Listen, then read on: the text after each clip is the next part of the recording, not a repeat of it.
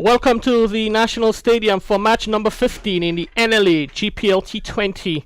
It is a final round-robin match on match day number 8.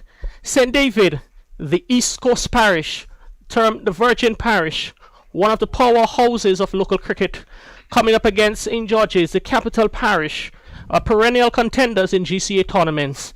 It's a big match. The winner of this match will top the table after the round-robin stage. Earlier on, we had the toss, so we'll go down to the toss. Before we do the toss, we're just going to tell you that the standing umpires for today are umpires Diki Chetram and John Mack. Good afternoon, Kerry, and another pleasant afternoon as we prepare for this all-important game to determine who is one who goes to the top of the table. Really good condition. Splendid condition. I think the sun is shining brightly. It's the only game we have today.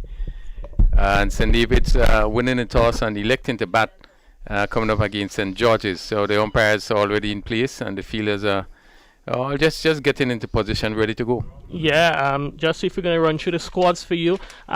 St. David's, they've won the toss and they've elected to bat. And St. David's team, Keon George, captain. Samuel Charles, Roland Keto, Haston Jackson, Imran Joseph, Jaron Noel, Neilon Pascal, Kimo Peters, Shondell Regis, Ryan John, and Andrew Fletcher. Yeah, it's a strengthened St. David's unit, which includes the likes of Andrew Fletcher, who is opening the batting, Ryan John, and Roland Keto. They're all back from the Windward Islands Volcanoes duties. And the St. George's 11, Tyrone Charles, Javon Andrew, Kem Charles, Richard Daniel, Nicholas Redhead, Cyprian Forsyth, Johan Jeremiah, Javid Hazard, Javel St. Paul, Akim Alexis, and Bronson Johnson. The St. George's squad, they're missing today a couple of the players who played last game. Emmanuel Stewart and Kenneth Denver, they both suffering niggles, so they're out from today's match. And also out is Daryl Cyrus, who picked up a slight injury earlier on in this week. So it should be an exciting battle as Nicholas Redhead will open the bowling for St. George's from the southern end of the ground. And first delivery, full delivery outside the off stump. Fletcher just feeling for that one, looking to get some bat onto it, and the ball into the gloves of wicketkeeper Hazard. Yeah, first delivery, good delivery right up. Fletcher looking to play some with his square cover and missing, and it goes to the keeper. But Kerry, St. George is missing 3 important players there. Cyrus, we know, for his leg spin and also his ability to bat in the middle. But losing Denver and also losing the Volcano players really is a hard blow for the team. Yeah, as we see Redhead again, another delivery this time. Just pitch outside the off stump, and Fletcher watches it to go through to the gloves of the keeper. St. George's, Bronson Johnson, the captain, he's back out in the middle. He suffered an injury the first game and missed the 3 subsequent matches, so he's back for the final group stage match. He's in first slip. Backward a point, we see Cyprian Forsyth, Javon Andrews and Akim Alexis in the cover point and extra cover position, and Johan Jeremiah mid off.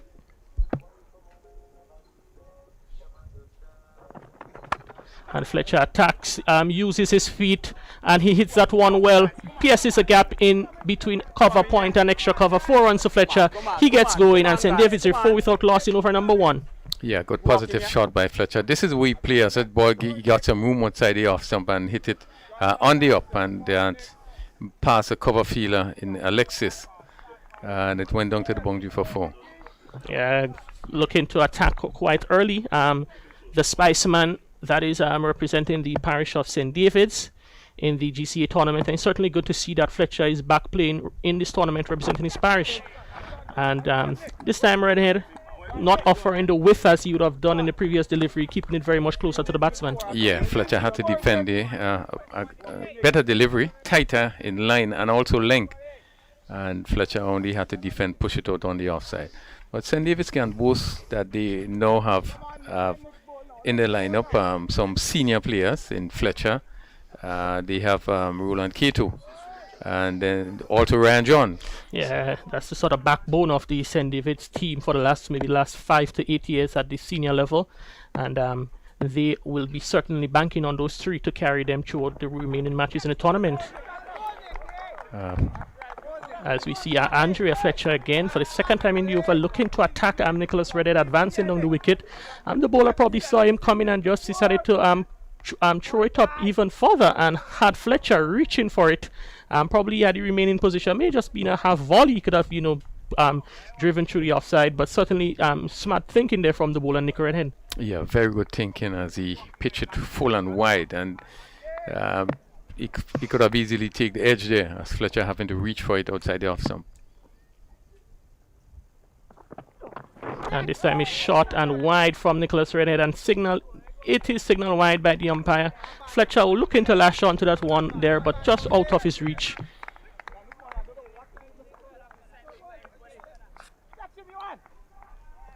Yeah, good call by the umpire. Just outside of that blue line.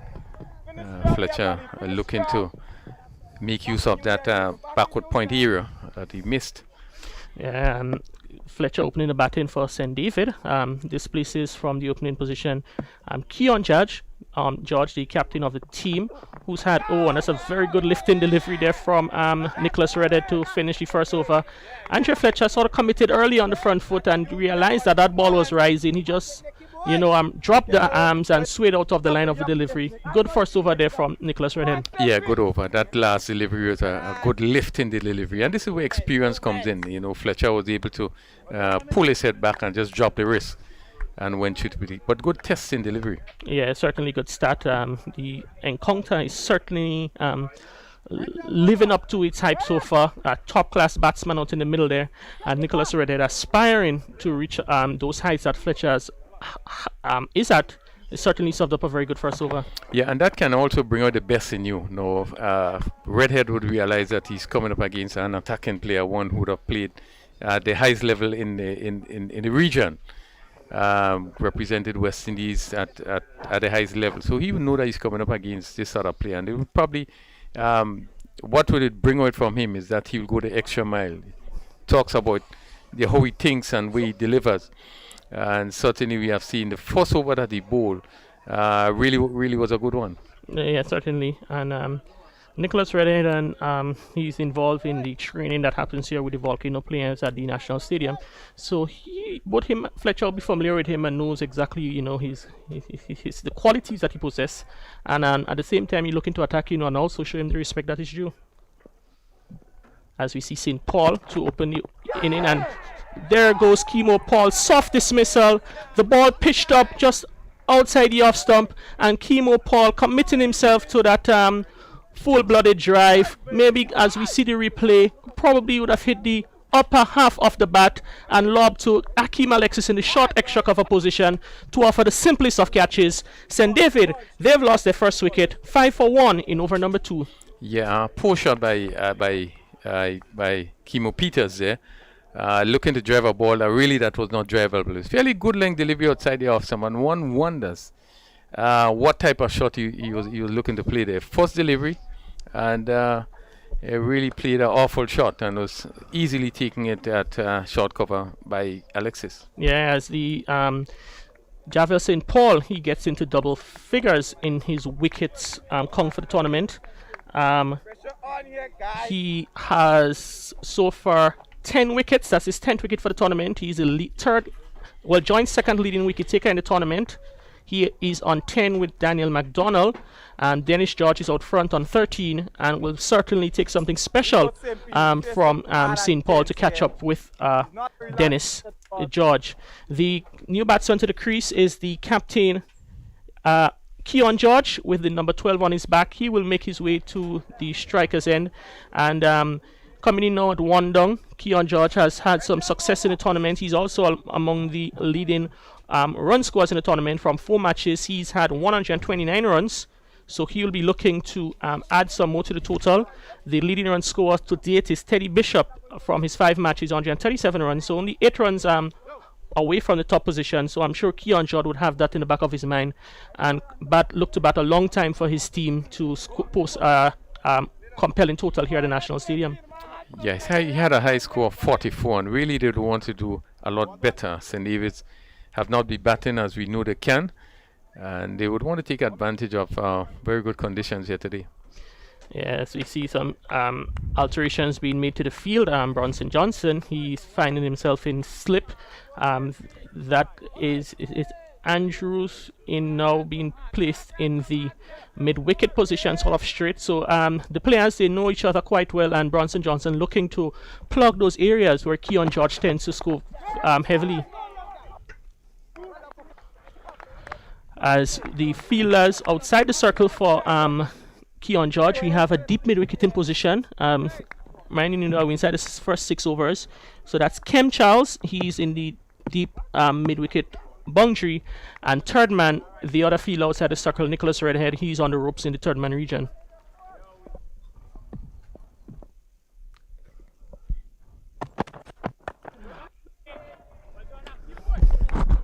And so far, Crony seems that St. Paul will have certainly found his length quite early here in his spell. Yeah, good line, and Keon George just have to push it out on the offside, but his line has been very good, picking up wicket with his first delivery. Again, it was just outside the off stump, coming back into the batsman, and George just pushing another good length delivery. And that one is just playing it, just probably playing it late. You get it on the edge of the bat and bounces before it reaches the keeper. Currently, these two teams, they've known each other very well. There is no facet of the game they're probably not aware of right now.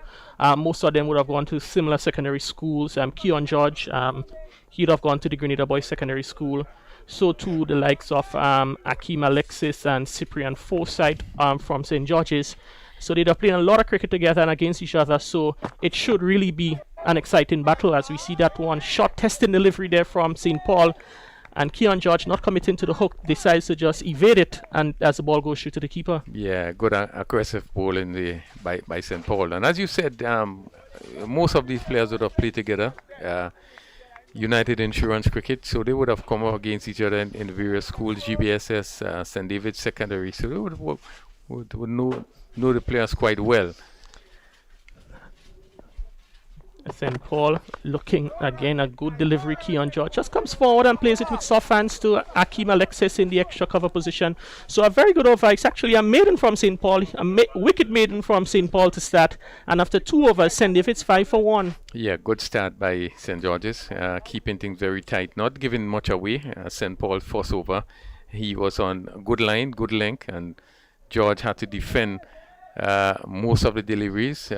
We saw one quick short delivery that he had to get under. Really has been a good over. He has been focused really on a line, keeping the ball close to George, not giving him room. Yeah, so just to see Nicholas Redhead to start his second over to Andre Fletcher. Shot outside the off stump. Fletcher rocks back and just guides it past the fielder there at the cover point position. So 4 runs to more runs to Fletcher. He moves to 8, and St. David's, they're 9 for 1. Yeah, loose delivery by Redhead. It was short and really stood up. He actually had to wait on it, and he plays it down to backward point. Just steered it down to backward point, and it went across the outfield for 4. Yeah, I think when you look at the replay to that one, he didn't try to overhit it. He just got on top of the bunks and really placed it more than anything between the two fielders, the one at cover point and backward point, and 4 good-looking runs to Andre Fletcher. As we see Redhead, he responds by going back to his default shot of a length that Fletcher has to cover up and defend on offside.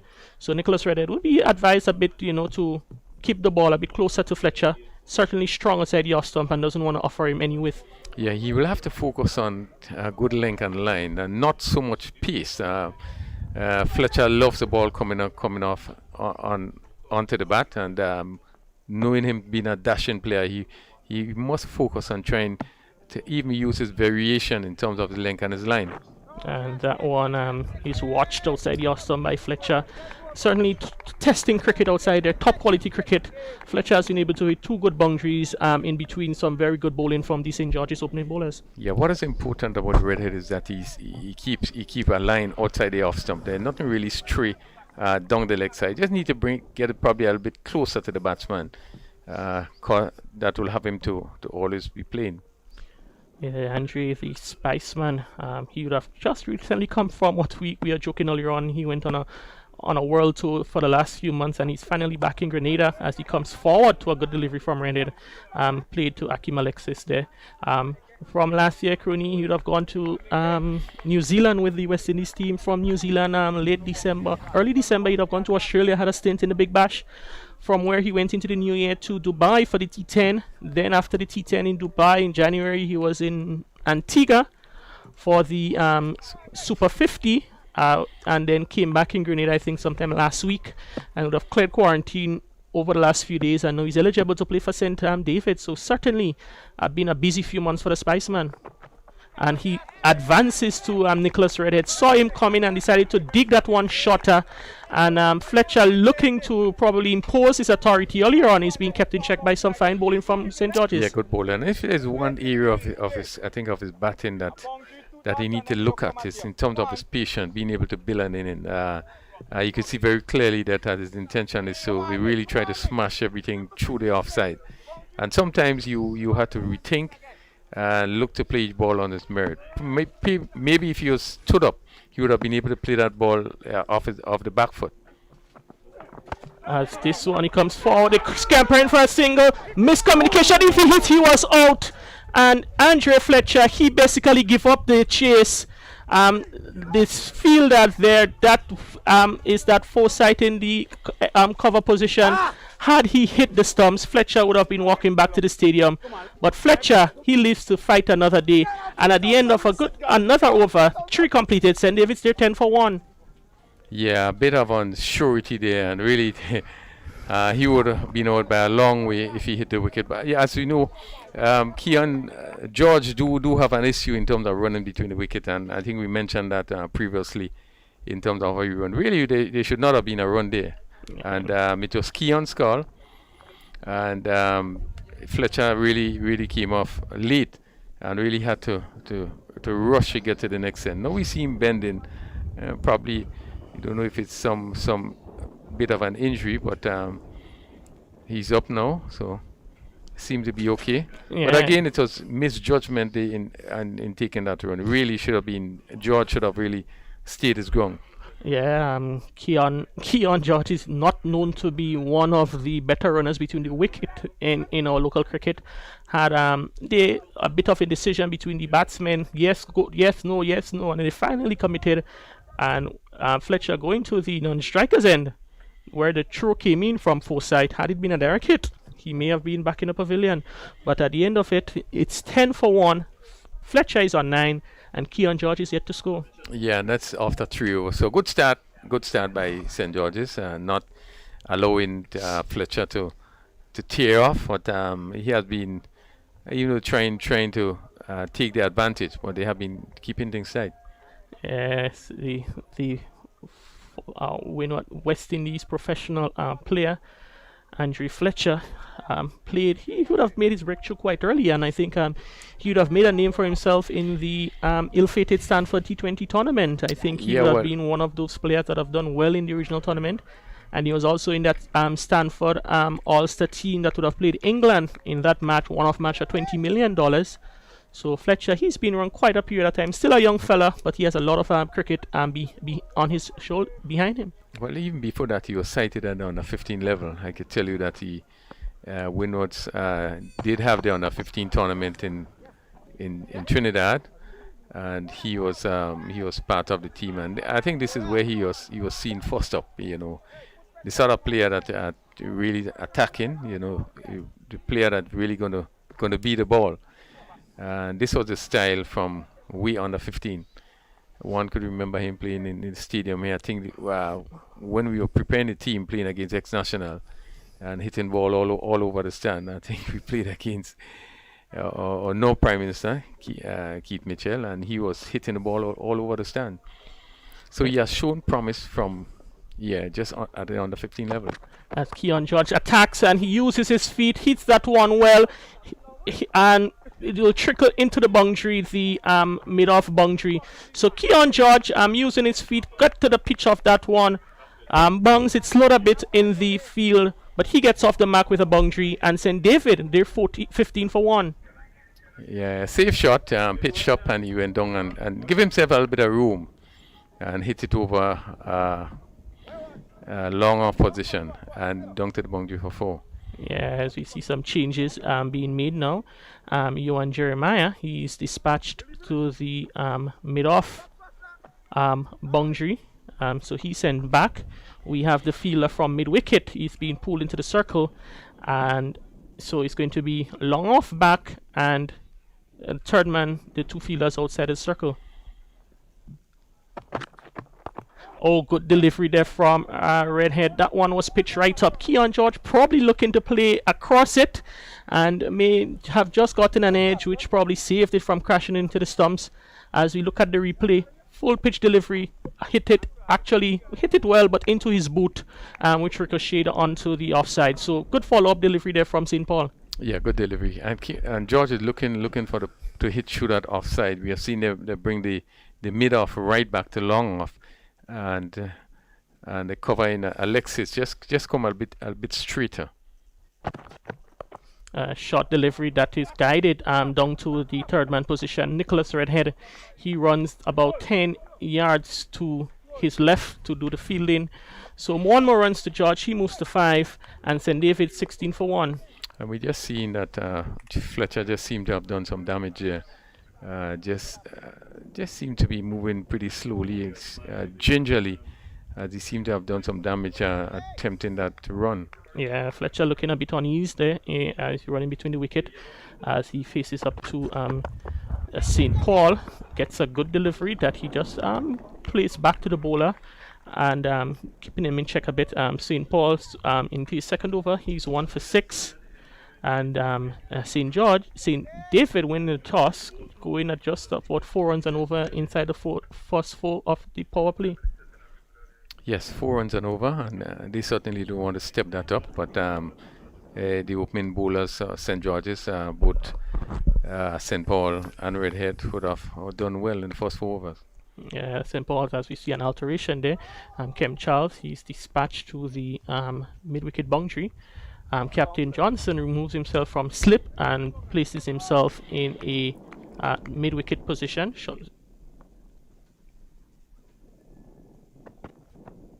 And Fletcher looks to cut, probably a bit too close to cut, and he probably not feeling 100% in terms of his movements, and that one was able to pass on over the top of the bat into the gloves of keeper Hazard. So after 4 overs, and David's batting first, they're 16 for 1. Yeah, and Fletcher just looking a little bit unsettled and not 100% fit, it seems. Yes, he's looking to cut this ball down to backward point and just played over it. And it was taken by keeper Hazard. Interesting battle, and they would want to see in Fletcher now some work to that tie, which seemed to be giving him some problem. They would want to set a solid foundation, this pair. Keon George, as we said before, who have been doing pretty well in the tournament, a top score of 44, played a crucial inning in that match against St. John's, which was reduced due to the weather. So that's 2 important players out there, and they would want to really stick around for some time. Yeah, certainly a strong batting lineup. You still have the likes of Roland Cato and Ryan John in the hut, Shondell Regis. And then it's going to be the muscles of Imran Joseph, Pascal, Samuel Charles still in the hut. He has been struggling for runs, and hopefully get the opportunity. Samuel Charles would want to make it count today. And that one is looks to advance, and at the last moment just opens the face of the bat and guides it to the fielder at third man position, which is St. Paul, who comes off the boundary and does the fielding. So 1 more run to Keon George. He moves to 6 and brings Andre Fletcher on strike, who is on 10. Yeah, and both Fletcher and George would be advised, to not to move down the wicket, but this was a shortish delivery, and he was looking to come down. Probably they hit somewhere over mid-on. Now we see that fielder is no place push back. A right-handed Fletcher comes into strike. He's now going to long off. But just be a bit patient and wait on the deliveries.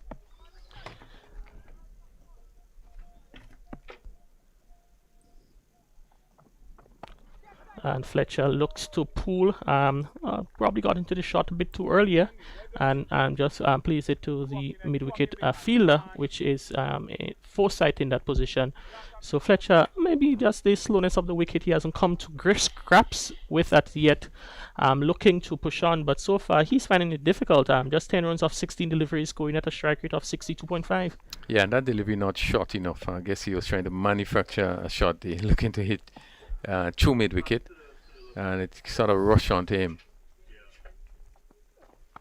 And this one, he comes back and chops, looks to cut, but ends up chopping it into the wicket, and looking to get some runs. Fletcher, so far he's been contained so far by the opening bowler from St. George. Well, we saw something yesterday in the game, St. Andrews versus St. Mark's, and what we realized is that the St. Andrews, to the best I've seen the St. Andrews bowlers, and they took the ball, the pace of the ball. They were not very fast, so it makes it difficult for the frontline batsman to really to make any deal of stroke play.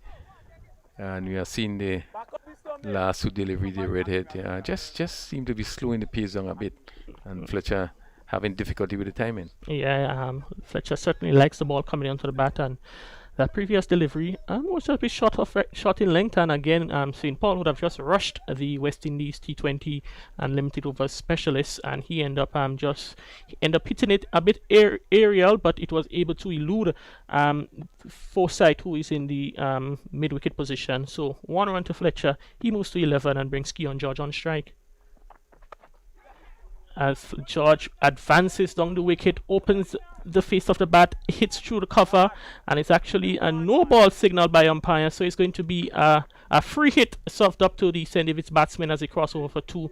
So 2 more runs to Keon George. He moves to 8, and St. David's here 21 for 1 in over number 5. Again, this was a shortish delivery, and he was going on the track. I wonders what is the technique being used there.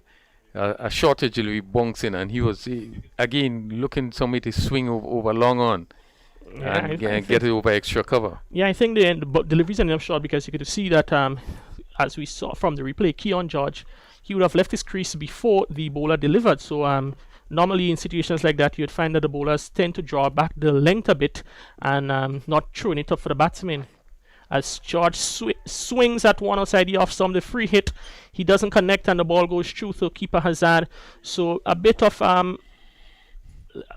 Keon George would probably feel aggrieved there that he's not able to maximize that free hit delivery. Well, he had to hit straight, and he was looking to hit across that ball again to pull it over long on. That shot he had been attempting consistently. But if he would have tried to hit straight, he would have hit that straight over mid-off.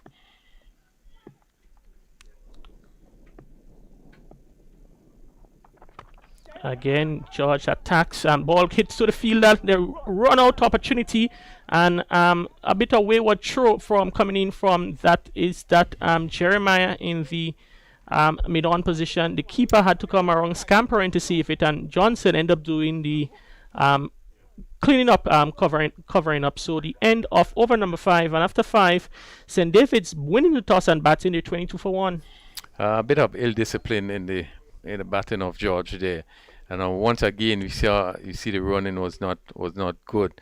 That ball went bouncing down to mid, and again he's looking to swing, and as I said, consistently just looking to swing this ball over mid on, and you just need, I think, to reconsider, just play the ball on its merit and be able to push the ball around, and he pick up the 1s and the 2s. They want to see his scoreboard moving, but he's looking for big hits, and it's really not necessary now. Yeah, as we see the end of over number 5. So we're going to see a change of bowling. St. Paul normally bowls 2 up front and saves 2 for the back end of the innings. We're going to see the youngster Tyrone Charles. He's back into today's 11. He would not have played the last match, so would have been watched from the bench, as St. George's they won against St. Mark in their previous encounter. It's been not really among the wickets, 1 from 10 overs, been bowling quite economical, but will be certainly looking to have some more higher numbers in that 4th column, which indicates the wickets taken in the tournament. Yeah, so far he has bowled in 3 matches. He has bowled 10 overs and conceded 40 runs, just picking up 1 wicket. So he will certainly want to add to that 1 wicket today.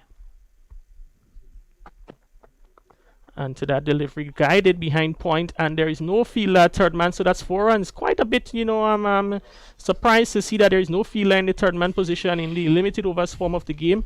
And the third man was in, and Keon George, a ball slanting across him. All he had to do was to get enough batting to it and guided between the short third man and backward point, and 4 good-looking runs to George.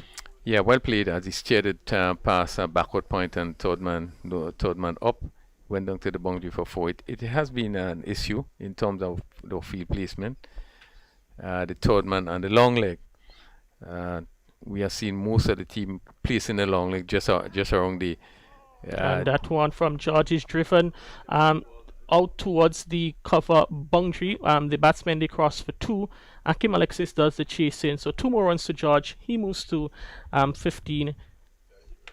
And St. David's, they're 28 for 1. Well, Crony, normally you have a right-handed bowler bowling to a left-handed batsman, the ball going across him. You would probably think that you would actually have third man in place to maybe third man back on the ropes because the ball moving across the batsman. Yeah, you may want to have another fielder maybe close to catching, but with third man up, he's certainly asking for danger. Yeah, particularly when you have a fast bowler bowling, you need to have that there. That ball is a tendency to come off fine most of the time. They're going to run down that particular area. But we've seen also in terms of the long leg, the fielders are placed just on the circle. And again, if it goes a little bit to the left or to the right with a fast bowler bowling, they hardly have a chance to stop it. So it's a sort of position where you wonder where you can't stop a single and you can't stop a 4 except the ball is traveling straight to you. And that one is closer to George. He pushes it to Johnson, who is in a short extra cover position. It's quite a ring of fielders close in on the outside. You have short third man, backward point, cover point, cover, extra cover, and you still have Jeremiah back on the long off boundary, so they're certainly looking to offer no width or no scoring opportunities to George through the offside of the field. And George chops on, lazy shot there from Keon George, a delivery angling across him, looking to guide it to that towards the third man region. He ends up getting a bottom edge and chops onto his stumps. Tyrone Charles strikes, Keon George goes for 15, and St. David, they're 28 for 2 in over number 6. Yes, and it's not surprising. George really was not playing the way you expected him to play. He was very chancy, and even in terms of a defense, you tend to find that he's jumping around, pushing, and really was not behind that delivery, I would think trying to stay down to slip, and he just stayed, come up the bottom edge and went onto the stumps. Really has not been one of his best innings. Yeah, George, as we see the replay, looking to open the face and guide that ball, came off the bottom edge into his stumps, and he'll be certainly disappointed with that mode of dismissal. That brings to the crease another of the Windward Volcanoes players, Roland Keto. He has been quite prolific for St. David's in the past, and joining Andre Fletcher in the middle, they'll probably just want to have a quick chat of the maybe the pace of the wicket and look to consolidate from here on out, because 28 for 2 basically at the end of the power play, it has been a good effort from the bowlers from St. George's thus far. Yeah, I think it's a good start from St. George's, having picked up 2 important wickets in the first power play, 28 runs on the board. It means that this pair will have to dig in and look to set a good foundation so they could push on from there. Keto and George, 2 of the professional cricketers in the setup. Keto, quite a lot of talent. Probably would not have really fulfilled those talents so far, but Crony, you'd have known him, and none of the players that have come through the ranks are the under 15s, the under 19s, and senior West Indies, and but not West Indies, but for Grenada and the Windward Islands, and will be certainly looking to fulfill those potential that was noticing him from a long time ago. Yeah, you're right. Yeah, a bit disappointed based on what you would have seen, K2 now has not produced the goods that we expect, but certainly has shown the talent. And one would hope that he would be able to settle in, he would be able to get maybe a good score. We still have 14 overs to go, so there's quite a lot of overs. So one would hope that he will settle with the Fletcher, who is still seem to be favoring that leg. But they will want to kind of set a sort of foundation. St. George's, having done well, pick up 2 wickets for 28 in 6 overs. Yeah, at the end of the power play, so now we're going to have a relaxation of the fielding restrictions as we're going to see a change in the bowling. It looks like it's going to be Kem Charles. Kem Charles, certainly a big game from Kem Charles, a resident of Rukane in St. David's, coming up against his home parish, representing St. George's in this tournament. And Crony, when you have those sort of mini rivalries between a match, it certainly sets up for quite entertaining prospects. Well, knowing Kem Charles as he is, I know that he will relish the opportunity to get a wicket off Fletcher or even Keto. This is the sort of player he is. I think they know each other well, and he will really take pleasure in competing against these players. Yeah, as we see some changes being made in the field with Johnson. He's placed himself in slip, and so currently I think they have four players inside the circle. Slip, 2 fielders close in on the offside, backward point, 4 side. Akeem Alexis in extra cover, and you have a field on 45 as Fletcher seemed to be certainly bothered by the some issue with his leg, comes inside of his wicket and plays it to the fielder down to the long on position. So they're showing quite a bit of respect to the 2 batsmen in the middle, quite a lot of opportunities to pick up singles on the onside, and we certainly in for an interesting passage of play. That one there, signal wide by umpire Mark. Currently, we also have today's the first day of the test match in Antigua. We can give an update into that match shortly. As comes back Kato into his crease and cuts behind point. Forsyth does the chasing. He's not successful he's actually successful in just picking up the ball behind the ropes and lobbing it in back into the keeper. So a bit short there from Kem Charles, and Kato, he gets a gift to get off the mark, and he's on 4. Yeah, a good shot, and he favors the square cut, and this one was shortish in length, and he went on his back foot and just hit it fine of the point position, and it went down to the boundary for 4. Yeah, so Kem Charles probably will be advised to keep it a bit closer to the batsman, doesn't offer the width, because these batsmen, they certainly love seeing width offered from the bowler, as that one from Kem Charles sort of drifting to Kato. He was looking to shape up to hit it onto the offside, but at the last minute he had to end up just playing it back into the bowler.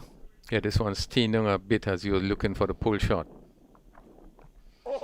Another good delivery there from Kem Charles is as you see that actually the umpire seemed to be conversing as to how many deliveries left in the over. It's actually 2. Saw the arm stretch out, was wondering for a moment whether it's a no ball. As Kito comes inside and works that one down to that is Redhead coming in from the long off boundary to do the fielding. And so in Antigua, Sri Lanka, they're asked to bat first, and they're currently in a spot of bother. They're 107 for 5. So West Indies certainly enjoying the early goings in that encounter. And again, we see Kem Charles. Quite a lot of work for Kem Charles to do. Come around, he can't stop it. It goes on to Redhead for another single. Crony, quite a few singles coming in that position there. Probably St. George's might be, maybe advised to probably see if they can have a player maybe in the probably mid-wicket position to kind of stop those singles being scored quite regularly down the ground. Yeah, well, Kem Charles is bowling off spin, and the ball comes into the right hander, and therefore, as he pushes off, it will go on the leg side. Probably he should have a short mid-on, straight mid-on as the ball comes in, so that fielders would be able to stop them taking that single there.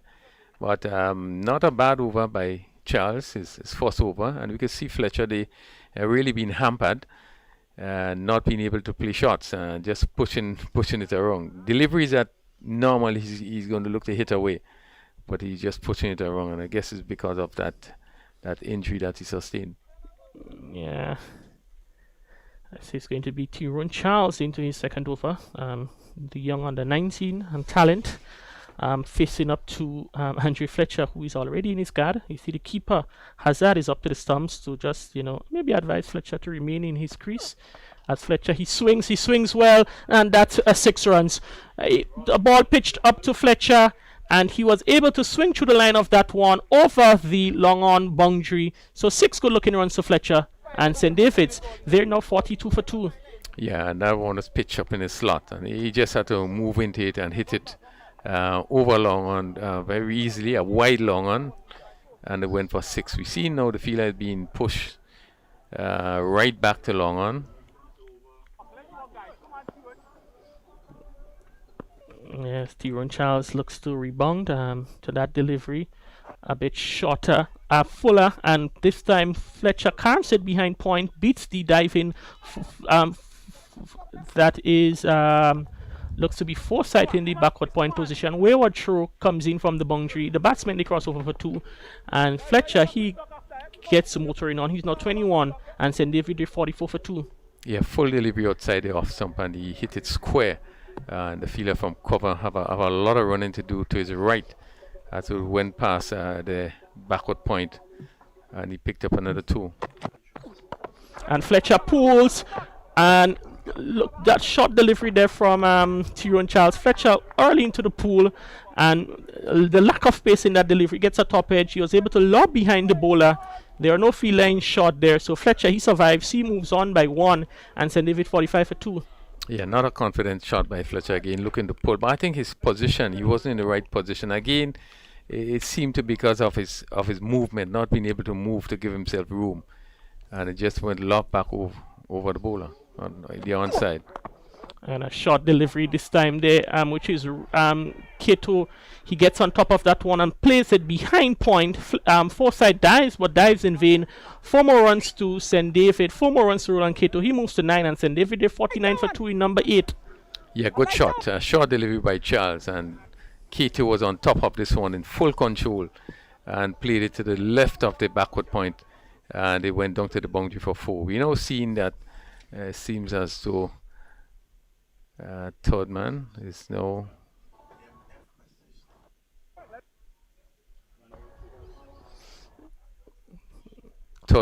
being in position. And that one sprayed down the leg side. We wait for the call from the umpire. Yes, signal wide, and the batsman not taken cleanly there by keeper Hazard, and they cross over for another run. So 2 more extras, and St. David's they've reached 50. They're 51 for 2. Andre Fletcher is 22. Roland Keto is 9. 50 of 41 minutes, 6 fours and 1 6 in over number 8. Yeah, ball going down the leg side there, and the keeper not collecting properly. So they're able to run for 1 extra. Wide call by umpire Chetram. A slower delivery there from Tyrone Charles, which Fletcher plays on to the onside, where Bronson Johnson does the fielding, so no run. And quite expensive over so far. The most expensive of the match date is 5 balls bowled. It's 15 runs from the over. So St. David's will be looking to really use that as sort of a change in momentum to get this score ticking along. Currently scoring at a rate of 6.5 and over.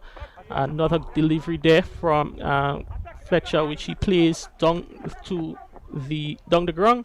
So 1 more to Fletcher at the end of a expensive over of Kem Charles, and after 8 overs, St. David's are 52 for 2. Yeah, a better over for St. David's. There's some 16 runs were scored in that over. We see a beautiful shot by Keto down the backward point, a short delivery, and you see Fletcher hitting over long on for 6. So they seem to be coming in the own a little bit.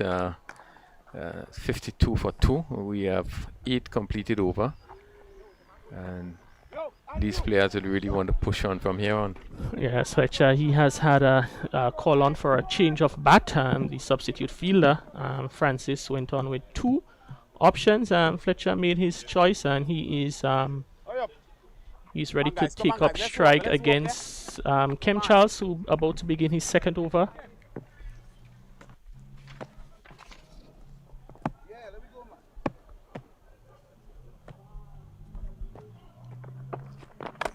And Fletcher cuts, and the big appeal for cut behind he goes. Kem Charles has struck, and in the most nonchalant manner, he just walks away from the wicket, saying like, "Oh, dismissing Andre Fletcher. This is something I do every day." Very sharp catch there from wicketkeeper Hazard. Fletcher went back, cut thick outside edge, and smart catch in there from Hazard. So it's a dismissal, all manufactured from St. David's.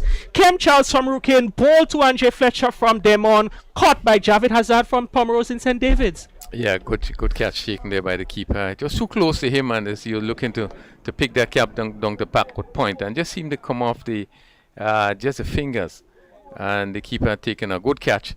So another really important blue stroke there by St. George's, picking up the vital wicket of Andre Fletcher. And we see here that Kem Charles, in his 5th game so far, in his 4 games, he took 5 wickets for 37 runs. So he has now added to that column of wickets, now 6 wickets. But will be elated being able to pick up that wicket of Fletcher. Oh, certainly, Andre Fletcher, a West Indies player, one of the cricketers who is plays a lot on the franchise circuit. Seeing the back of Fletcher, he scored 23, hit 2 4s and 1 6. He was not at his flamboyant best, but at the same time, I'm sure they're happy to see the back of Fletcher as Shondell Regis, the left-handed former national under-19 player, he strides to the middle, and will be certainly another battle between Kem Charles and Shondell Regis. Yeah, almost from the same area. Oh yes. Let me start over. Come on.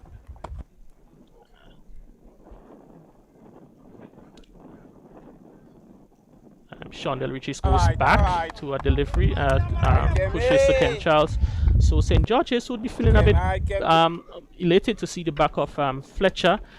Brings to the crease Regis and Keto, and I think having to deal with Regis, who can be a quite dangerous batsman, they'll certainly prefer that prospect as he drives well beyond the reach of Akeem Alexis. An outstanding fielding down on the boundary there from the big man. They come back for a third. Throw comes in from Redhead, who certainly would have saved 1 run there for his team. So St. David's, they're 55 for 3 in over number 9. Yeah, and Regis played a good shot over pitch delivery as we drive through extra cover and picking up 3 runs. Good running, and he's the sort of player that's going to really run in the wicket. Keto was equal to the task as they picked up 3. Keto versus Kem Charles. Delivery that he turns behind square, but the fielder in shot on the 45 does a fielding, so no run. As you see, when you compare the previous over, we now have a fielder placed in the mid-wicket position. So those singles down the ground, as they have done quite successfully for the last few overs. That option is being sort of maybe the door to that is being shot slightly ajar. As you see, a good delivery there from Kem Charles. That one pitch and probably just held its line a bit. Had Keto pushing forward and beating the outside edge. Yeah, Keto playing for the turn day, and that ball went straight on. Again, good bowling by Kem Charles, keeping things really tight, causing the batsman to really think. And he has completed his second over. So far, 1 for 12. Yeah, that over going for 4 runs and picking up the important wicket of Andre Fletcher off the first delivery of the over. Tyrone Charles, whose previous over went for 20, who went for 16. He's now back into, he's going to bowl his third over, and will be certainly, as we see the hills of Dabo, the guys, they're getting ready. That's is that Monkrush side, and with the kites being flown in the background. It is certainly beautiful weather for kite flying, and when the season Easter fast approaches, and it's certainly a good day to be outside. And Crony, certainly nice to see that the youngsters are outside and not necessarily inside on such a glorious day. Yeah, pleasant condition, really, really good condition. As you see those guys are preparing, we know that not too long from now, Good Friday, we expect a lot of that all over the island. Yes, Kem Charles that's Tyrone Charles, and he tugs and drops one bounce to the fielder there at the long on boundary. That is Johan Jeremiah. So Keto looking to hit down the ground, doesn't time it as well. He gets off strike, brings Shondell Regis into the crease, and St. David's are 57 for 3 in over number 10. Yeah, and Kato looking for the drive. They're not getting hold of this one. Just dropping just a few meters in front of the long on fielder, and he picking up another single. Yeah, Kem Charles. Kem Charles is one of 3 Charles in the squad for St. George's. The third one, Chad Charles, he's not playing today, but so you have the pair of Charles currently operating with the ball as he's into bowl to Shondell Regis. Full delivery, pushes it down the ground, and Johan Jeremiah comes off the boundary and does the fielding as the score moves on to 58 for 3 in over number 10. And we're joined by it seems that would have been a no ball. Yes, no ball signal there by the umpire. So we await the signal for the free hit, which comes now. So a bit of a transgression there from Charles, and he provides the opportunity now for Kato to swing for the rafters without any consequences. As he pulls out of the delivery, and we join in the commentary box by a special guest, the talented wicketkeeper batsman from the village of Dover, from the island of Carriacou. Welcome, Emmanuel. Mr. Kerry, thanks for having me. It's nice to be here. Different perspective, different view from the top. So it's nice to be here. Thanks for having me. Yeah, as we see Kem Charles about to again restart bowling that free hit to Kato. Kato gets inside the wicket and he hits it over mid wicket. So that's a big hit from Kato. That one sails into the stands about onto the just below the second upper level of the Royal Lewis Junior Murray stand here.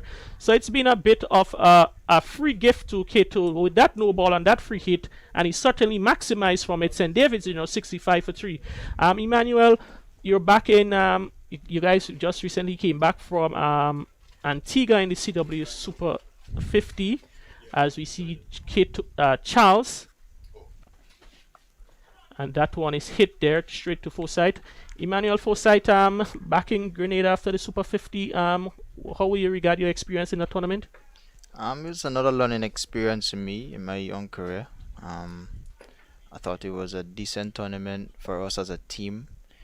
Not didn't went to plan for me personally, but it's a learning experience and it's something that I want to take going forward into my career. Yes. And that one is played on the onside by Kato, so he moves on by 1 to 18, and St. David's there 66 for 3.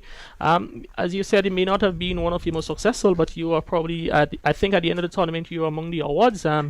Being one of the most successful keepers in terms of dismissal. I think you'd have shared the Jeff Dujon Award with Danish Ramdeen from Trinidad, so must be elated to be able to win an award named after such a successful, one of the most successful keepers produced by the West Indies. Yes, definitely, and to share that award with one of the best glovesmen in the Caribbean and by extension in the world, Danish Ramdeen, it's an honor, and it just goes to show that just have to continue doing the work, going forward. Yes, that one is pushed down the ground there from Shondell Regis. So he moves on to 5, and St. David's 67 for 3 as Emmanuel Stewart. He's had quite a career so far. He has the distinction of captain in the West Indies under-19 team. Not the last World Cup, but the one previous to that. And he also played first-class cricket, list A cricket. So I guess Manny, as many people may ask and encourage you, I guess wearing the colours of the senior West Indies team will be certainly in the prospect not long from now. Yes, most definitely. Again, just continue doing the work. It's been a short career for me so far. In terms of senior level cricket, but I think once I get my performances together, then the rest would take care of itself. So just a matter of continuing doing the work and doing the right things day in and day out, and the rest will take care of itself. Yeah, at the halfway stage, St. David's there 68 for 3. Emmanuel is also a member of the St. George's team for this tournament. Emmanuel, at the halfway stage, your team being able to pick up 3 wickets. Satisfied with what has happened so far? Yes, I still think we could have pegged them back a bit. We missed a chance with a run out of Fletcher, and a couple free hits in there. I think from the last game, a couple guys are out, so it's a chance to give some younger players an opportunity to showcase their talent and get ready for the under 19 tournament that's coming up. So it's all part of the game. It's good that we already secure our semi-final spot, so we just want to gain some momentum, give youngsters opportunity going into that semi-final, and hopefully we'll take care of business next weekend. Yeah, it's actually semi-finals weekend next weekend and finals Saturday and Sunday. So 2 big days of cricket coming up next week as we see Richard Daniel, the leg spinner, comes in to the attack. His 3rd match of the tournament. He has so far picked up 2 wickets from 6 overs, and he'll be certainly looking to do well against this top quality St. David's attack. That one a bit rushed through short and wide. Thus is signal wide by umpire Mark, and St. David they move on to 69 for 3. Manny, this tournament being streamed, young players being given the opportunity to see themselves broadcast not only locally but throughout the Caribbean and around the world. Certainly, it's really as players, and maybe not you because you'd have been played at a higher level, senior cricket being broadcast all over the world, but the younger players who haven't reached your level, how are they viewing that being delivered here in this tournament? I think is a really good initiative by the GCA. Yeah, obviously we've seen the VPL being streamed as well, and that's another good initiative by the St. Vincent Cricket Board. So I think the youngsters are really keen, on the opportunity to go out there and execute their skills, showcase their skills to the world, to the Grenadians, and by extension the Windward. So I think it's a step in the right direction, and it's something that we need to. Oh, it's that brilliant catch there from Bronson Johnson, the big man in for a slip, delivery which was spinning out across the left-handed Shondell Regis. He went back to Kurt, and Johnson diving behind that one. It looks like, as we see the replay, Rich is giving himself some room. Johnson going across, got one hand to it, tapped it back into his path, and he was able to catch it on the rebound. Outstanding effort there from the big man in slip, Emmanuel Stewart. Yeah, that actually reminded me of a catch that Chris Gale took in the Global T20 one. Yeah, he reacted a bit late, but he rebounded well in the end. So decent catch by Mr. Bronson there. Yeah, as we see another wicket there from St. David's. They've lost now 4 wickets for 70. Shondell Regis goes to an outstanding catch from the captain Bronson Johnson in slip, and that brings to the crease Ryan John with number 8 on his back. Now coming in at number 6 for St. David's. Quite a lot of talent, a talented individual, one who can play the long inning and he can also hit the ball a very long way. And Emmanuel Stewart, that partnership now between Kato and John. Certainly St. George's would want to see the back of 1 or 2 of them very soon. Yeah, I think there's 2 experienced guys here, 2 Windwards players, and I think they'll probably look to carry the game as deep as possible, probably into the 16th over. But I think once our team, St. George's, start get a couple more wickets here, we can peg them back going into the back end of things. So it's an important partnership here, but another wicket or 2 can really put St. David's further back. Yeah, as we see, John now takes his guard, so it's going to be much easier prospect. Not necessarily in terms of difficulty for the bowler, because you have 2 top quality batsmen at the middle, but now he's bowling to 2 right-handed batsmen, and as a young leg spinner, you fancy that instead of bowling to a right and a left-handed pair. Yeah, it's probably a bit easier to settle. And to that delivery, John comes back, plays it, shot there. They go through for the single, and they end up. He gets home safe, so he's off the mark. Ryan John is off the mark. He's 1, and St. David in over number 11. They're 71 for 4. Young Richard Daniel, former captain of the national under 19 team a few cycles ago, tosses one up to Kato, who pushes it down the ground. And Emmanuel Stewart and Ryan John would have been part of the successful West Indies under 19 World Cup Championship team also in 2016. Yes, 2016. Still relieve that moment. You guys winning the final. I think it was against Bangladesh in the final. It was against India in the final. It yeah. was against India. Yes, Yeah. it was against India in the final. Yeah, still relive that moment. Remember it as yesterday, especially in the month of February, because that's when we actually won the tournament, and it was a great bunch of guys. And hopefully all of us can graduate into the senior team and be on the right path so far. Because I'm seeing a lot of guys around the regional setup, so it's really good to see.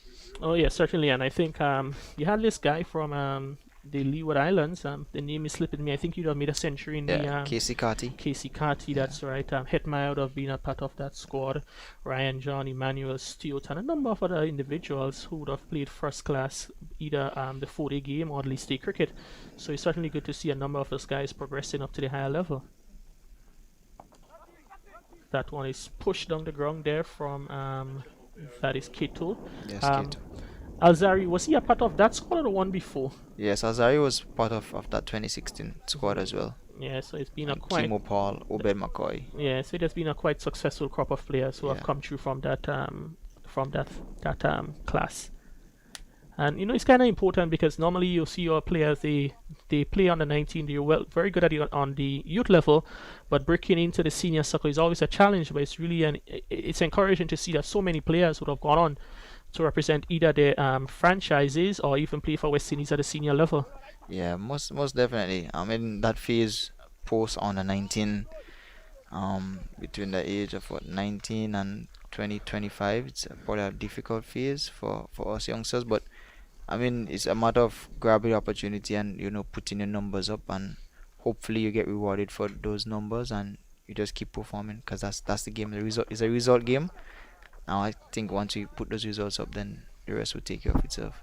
Yeah, well said there, Emmanuel Stewart. And I think sometimes, it's just about the commitment and the support structure that a number of these individuals they have around them.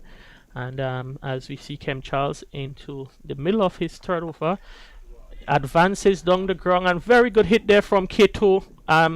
Jeremiah, for a moment, he thought he was interested in completing the catch, but he just had to stand and watch that one sail over his head.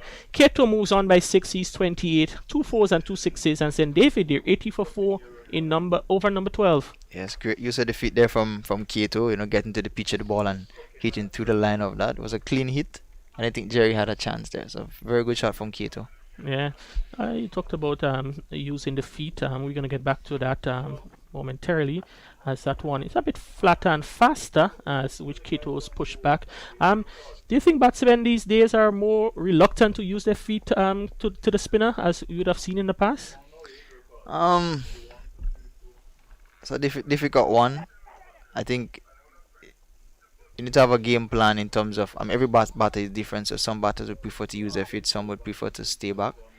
But to me, it's a matter of the situation, the way the wicket is playing. If you have to use your feet, you should use your feet. If not, then you can sit back. Because if a spinner is bowling pretty much flat, it might be difficult for you to use your feet to him. But once he's varying his pace and you see that he's tossing the ball, I think you should try to get to the pitch and put some doubt into his mind, even if you're not going to use your feet to get a big hit, as we saw what Kato did there, use his feet and hit straight. But you can still use your feet and hit the ball down the ground for one, and that could put some doubt into the bowler's mind. As we see Richard Daniel about to begin his second over, and to that one Kato pushes down the ground to long off. They cross over for a single. So Kato, he's motoring along. He's on 30 and of 24 deliveries. Certainly one of those batsmen that has found it easy in the middle so far, scoring at a strike rate of 125. as Ryan John settles in. You see they're looking to take the game as deep as possible, trying to limit the amount of dot balls between them by rotating the strike, and that's a really good sign because it's an area that we have to continue to improve on rotation and strike, especially in the middle overs when fielders are on the boundary. And that one is shot and cut down to the deep cover boundary where Kem Charles does the fielding. So Keto might feel that one would have been one that got away. He was looking to probably hit it a bit more fine to beat the fielder at the backward point, but I think he did too good that it went to the boundary fielder on the cover boundary. Oh, that one there a bit flatter and faster from Richard Daniel, which Ryan John pushes back to the bowler. And Ryan John, one of those batsmen, seems to have so much time when he bats. He gets into position very early, and he can change gear at the same time very quickly. Yeah, very much so. I guess he's just trying to get himself in. As you can see, it's a very good over here by Daniel. I think it's important for him now to close off the over well. That's important. Don't want to spoil the over right now.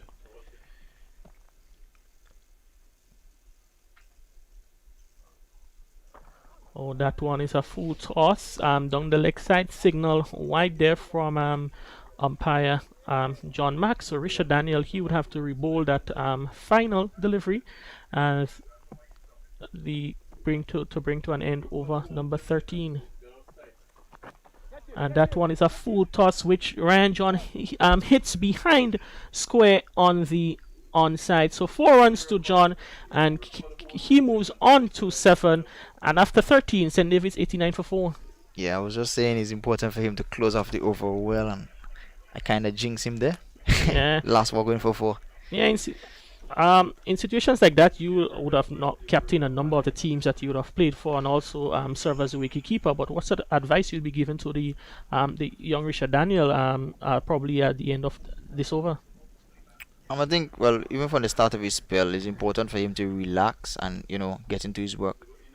I think that you've bowled a number of balls in the nets, and it's the same out here in the game. You should just carry what you've done in the nets into the game, and just stick to that plan. So after that last ball there, I'll just keep backing him, keep supporting him, because he still have an important role to play in his next over. Yes, we see it's going to be Kem Charles to bowl his 4th over, 3 overs. So far 1 for 21, the important wicket of Andrew Fletcher. He'll be looking to finish strong to and that one advances. Donkey to advances out of his crease, push back to the bowler. It's a great adjustment there from Kem Charles, pulling the length back.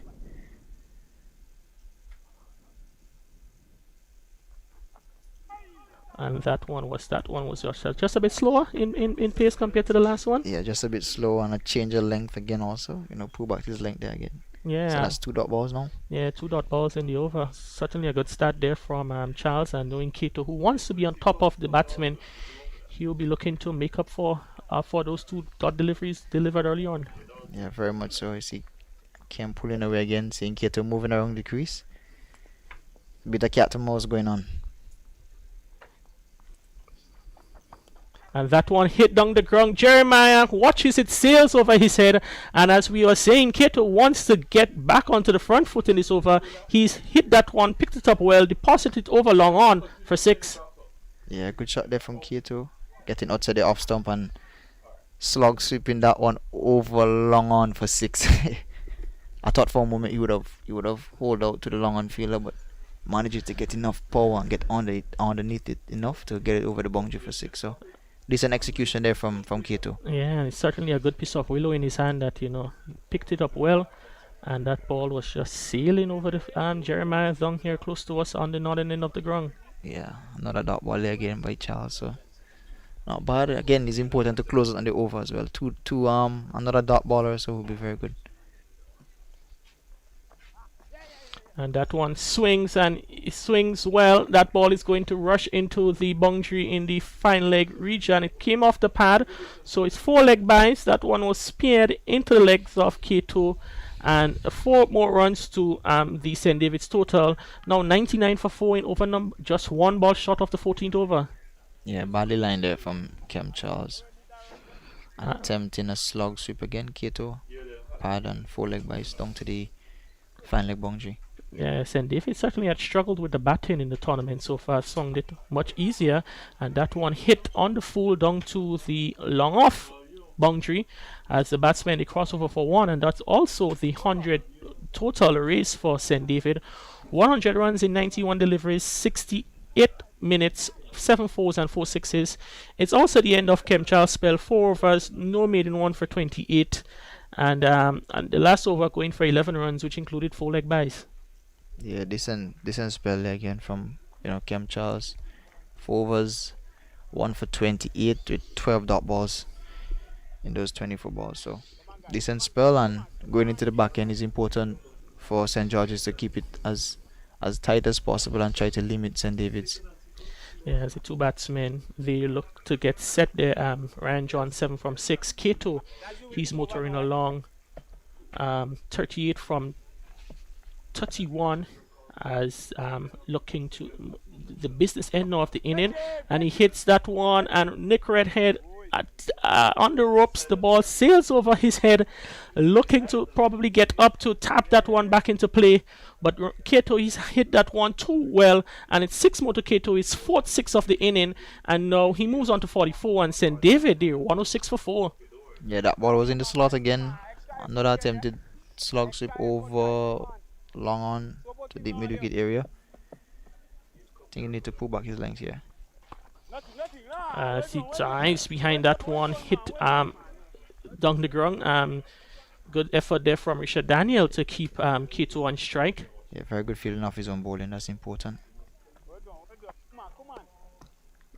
Encouragement being shout there through as we pick it up through the stumps mic, and that one he doesn't hit well. Forsyth, he runs around in the mid wicket position and completes an easy catch, and Kato, he goes looking to hit over the leg side. Maybe what Stuart probably got on more the outer portion of the bat and lobbed up in, and certainly a good catch there from Forsyth, actually more the top portion of the bat, and Forsyth, he had to suckle it a bit and steady himself and complete an easy simple catch. Yeah, to be honest, he hasn't really made one as yet, and even that one there, it top edged that one. He hit a couple sixes, and to me, he didn't really came off the middle of the bat, so it was unfortunate there for him. But that happens with leg spinners a lot of times. A lot of times your long hops or your full tosses, get you wicket. So very fortunate there for the youngster, Rashad. Yeah, you use that term there that he didn't middle. He hasn't middled one, but someone will be saying, "But how could he hit 4 sixes, 4 big sixes, and he hasn't middled them?" Good bats, good bats, good bats. Oh, certainly a wonderful piece of willow as we look at it up close there. Quite thick from Kato. I would be disappointed not getting under that one a bit more. But his innings comes to an end. 2 wickets to so far to Richard Daniel. He's 2 for 18 in over number 3, and that brings to the crease the wicketkeeper batsman Samuel Charles, who has certainly been struggling so far in the tournament. Samuel Charles with the bat, he's batted 3 times in 4 matches and scored 15 runs, and now with 5.5 overs left to play, he will certainly be looking to get a few more today for his team.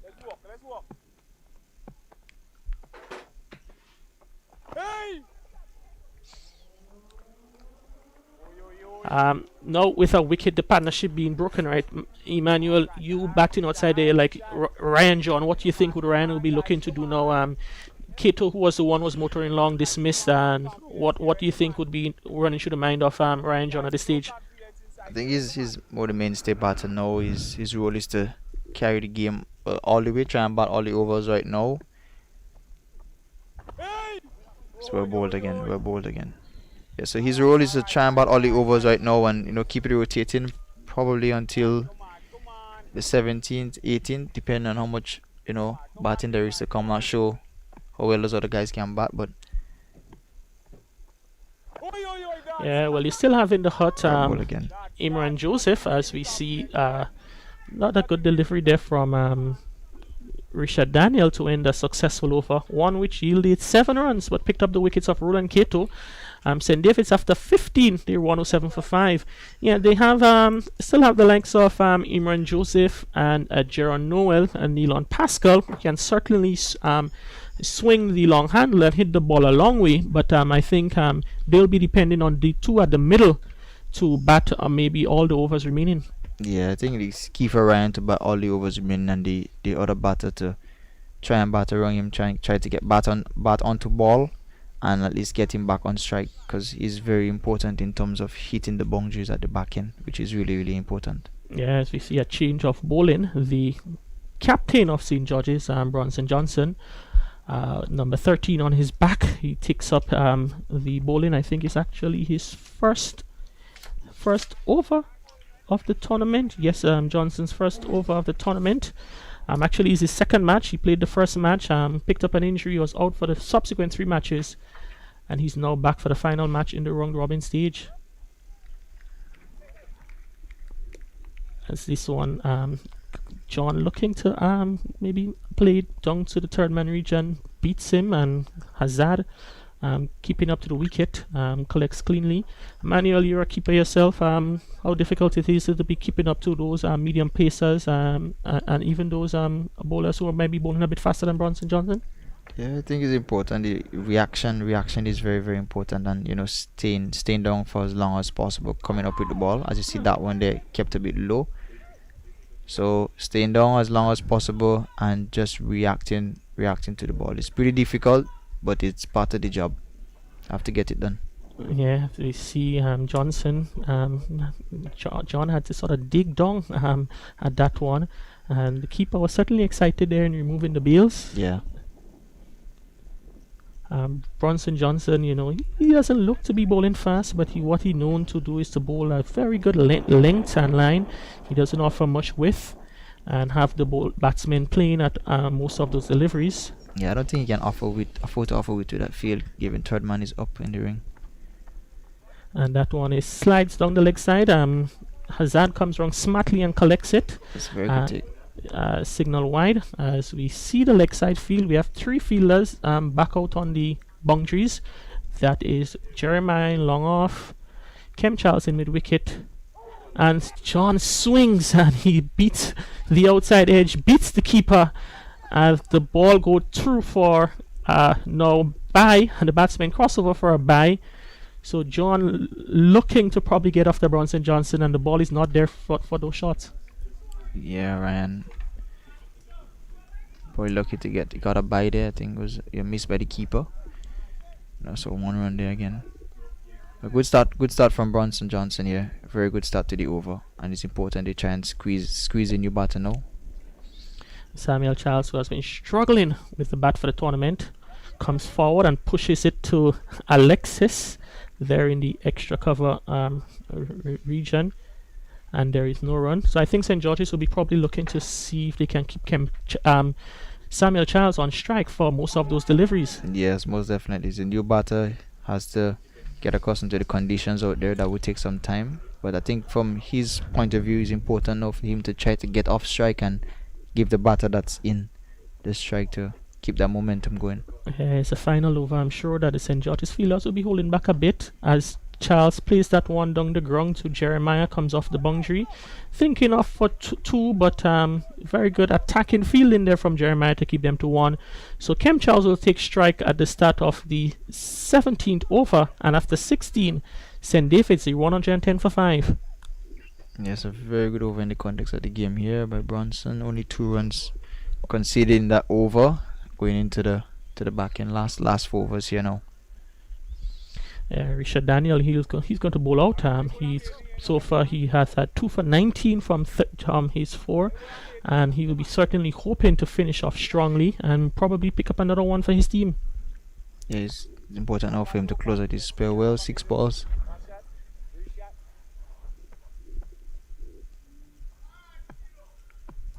I think Bronson also be looking at his options in the back end as well.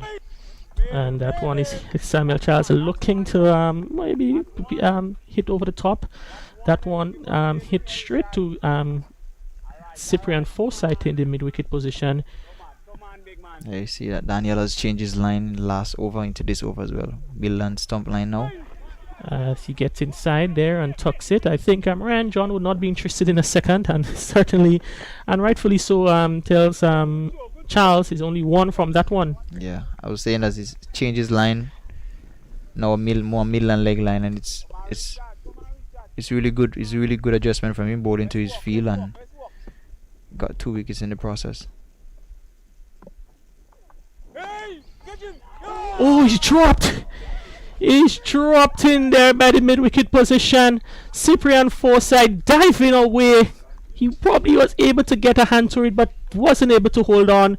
Emmanuel Stewart, some would say a drop, and some would say he probably saved 4 runs. And I hit the inner portion of the bat, or more the toe of the bat. That would go down as a chance in my book. It is certainly a chance. Very good delivery there from Richard Daniel to follow up, and the youngster under pressure against a top quality St. David's bowling attack. So for 2 for 20, he's holding his end quite well. Yes, 2 balls now to close with this spell. Brilliant over so far. Brilliant over in the context of the game. And John advances. Oh, he's given. He's given. And it looks to be a soft dismissal. Emmanuel Stewart advancing down the track, wrapped on the pad. The appeal from the umpire, and the dismissal is given. Ryan John a long way down, hit probably in front of the wicket. May have probably gone on to hit the wicket, but he was certainly a long way down the track. Yes, most definitely. Again, well bowled from Rashad, sticking in the tram lines within those 3 stumps, and asking the question of the umpire, and got that one. Yeah, as we see, so it's been quite a successful spell from Richard Daniel, 3 for 20, and St. David, they're 111 for 6. Emmanuel Stewart, you guys must be happy with the way things have been progressing so far. Yes, very much so. A youngster get an opportunity, and putting his hand up, leg spin is a very, very difficult art. So it's good to see him, getting 3 wickets and still have a ball left in his spell. So I think that would do his confidence a world of good. Another important wicket here, Ryan John, falling for 8 of 13 balls. He would be a bit disappointed with that going into the back end, where he would look forward to maximizing. As we see the new batter, that is Haston Jackson. He makes his way to the middle. So Jackson replaces John with just 19 deliveries left in the inning. Final ball in the spell for Richard Daniel, who tosses that one up. Jackson looking to hit that one maybe over the long on in the mid-wicket region, but he ends up going down to the fielder there at long on. So the end of a successful over, one which yielded 2 runs, and the end of a successful spell from Richard Daniel, 3 from 21 from 4 overs. In the context of the match, certainly an excellent bowling performance from Daniel. Yes, a top spell. Very good spell. Look at the wickets column. 3 wickets there in that spell. It's a very good spell, and I think it did a great job for St. George's. Yeah, we're just into the final 3 overs now. Samuel Charles and Haston Jackson. As we see, it's going to be St. Paul, who has made a name for himself in the back end of the innings. He's on 10 wickets in the tournament, the second joint wicket taker, and will be looking to probably maybe get 1 or 2 more for his team to inch closer to Dennis George, who is on front on 13 wickets. The back end is a difficult place to bowl, but once you execute your plans well, you tend to get a lot of wickets. So hopefully he can execute well here in his last couple overs. As we see, the fielders are in on the offside, and those on the leg side are out. Thick outside edge again. Jackson looking to hit towards the onside, but that ball moving away from him, got the outside edge and lobbed over Alexis in the cover boundary. So 1 run to Jackson, he moves to 2, and St. David, they're on 13 for 6. Yeah, just misses Yorker there. Tried to hit that ball over cover, but mistimed it over the point fielder. Brings Samuel Charles into crease. Samuel Charles 2 from 7. And that one he pushes firmly to Bronson Johnson in the cover position. So he moves on to 3. And St. David's 114 for 6. It's one of the tricky phases in the game. Back end is more of a cat and mouse phase here. Bowler misses length, might travel over the boundary. I think once he execute well, then he can contain the batter and get wickets as well. Ball continues from this northern end. This one is hit. Let's see, down to the long off and straight to the fielder. The amble another single. So we in the 18th over. Jackson on 3, Samuel Charles on 3. St. David's winning the toss, batting for 115 for 6. As I say, good afternoon, Emmanuel. Good to see you. Good afternoon, Mr. Granny. Good to see you as well.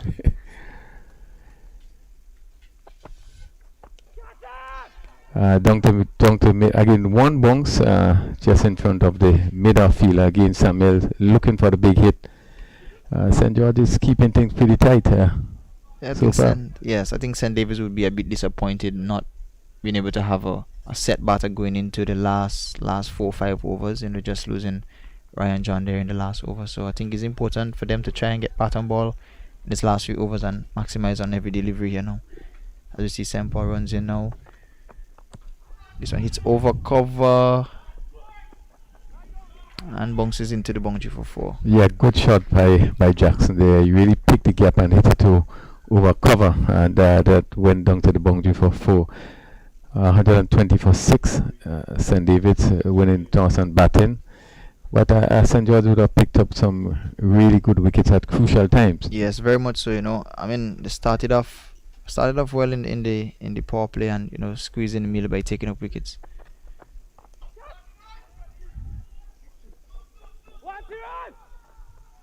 Cleans up, long off, cleans up well, straight into the keeper. Yeah, once again, a safe area over cover. The fielder long off had to run to his left. So that concludes the over.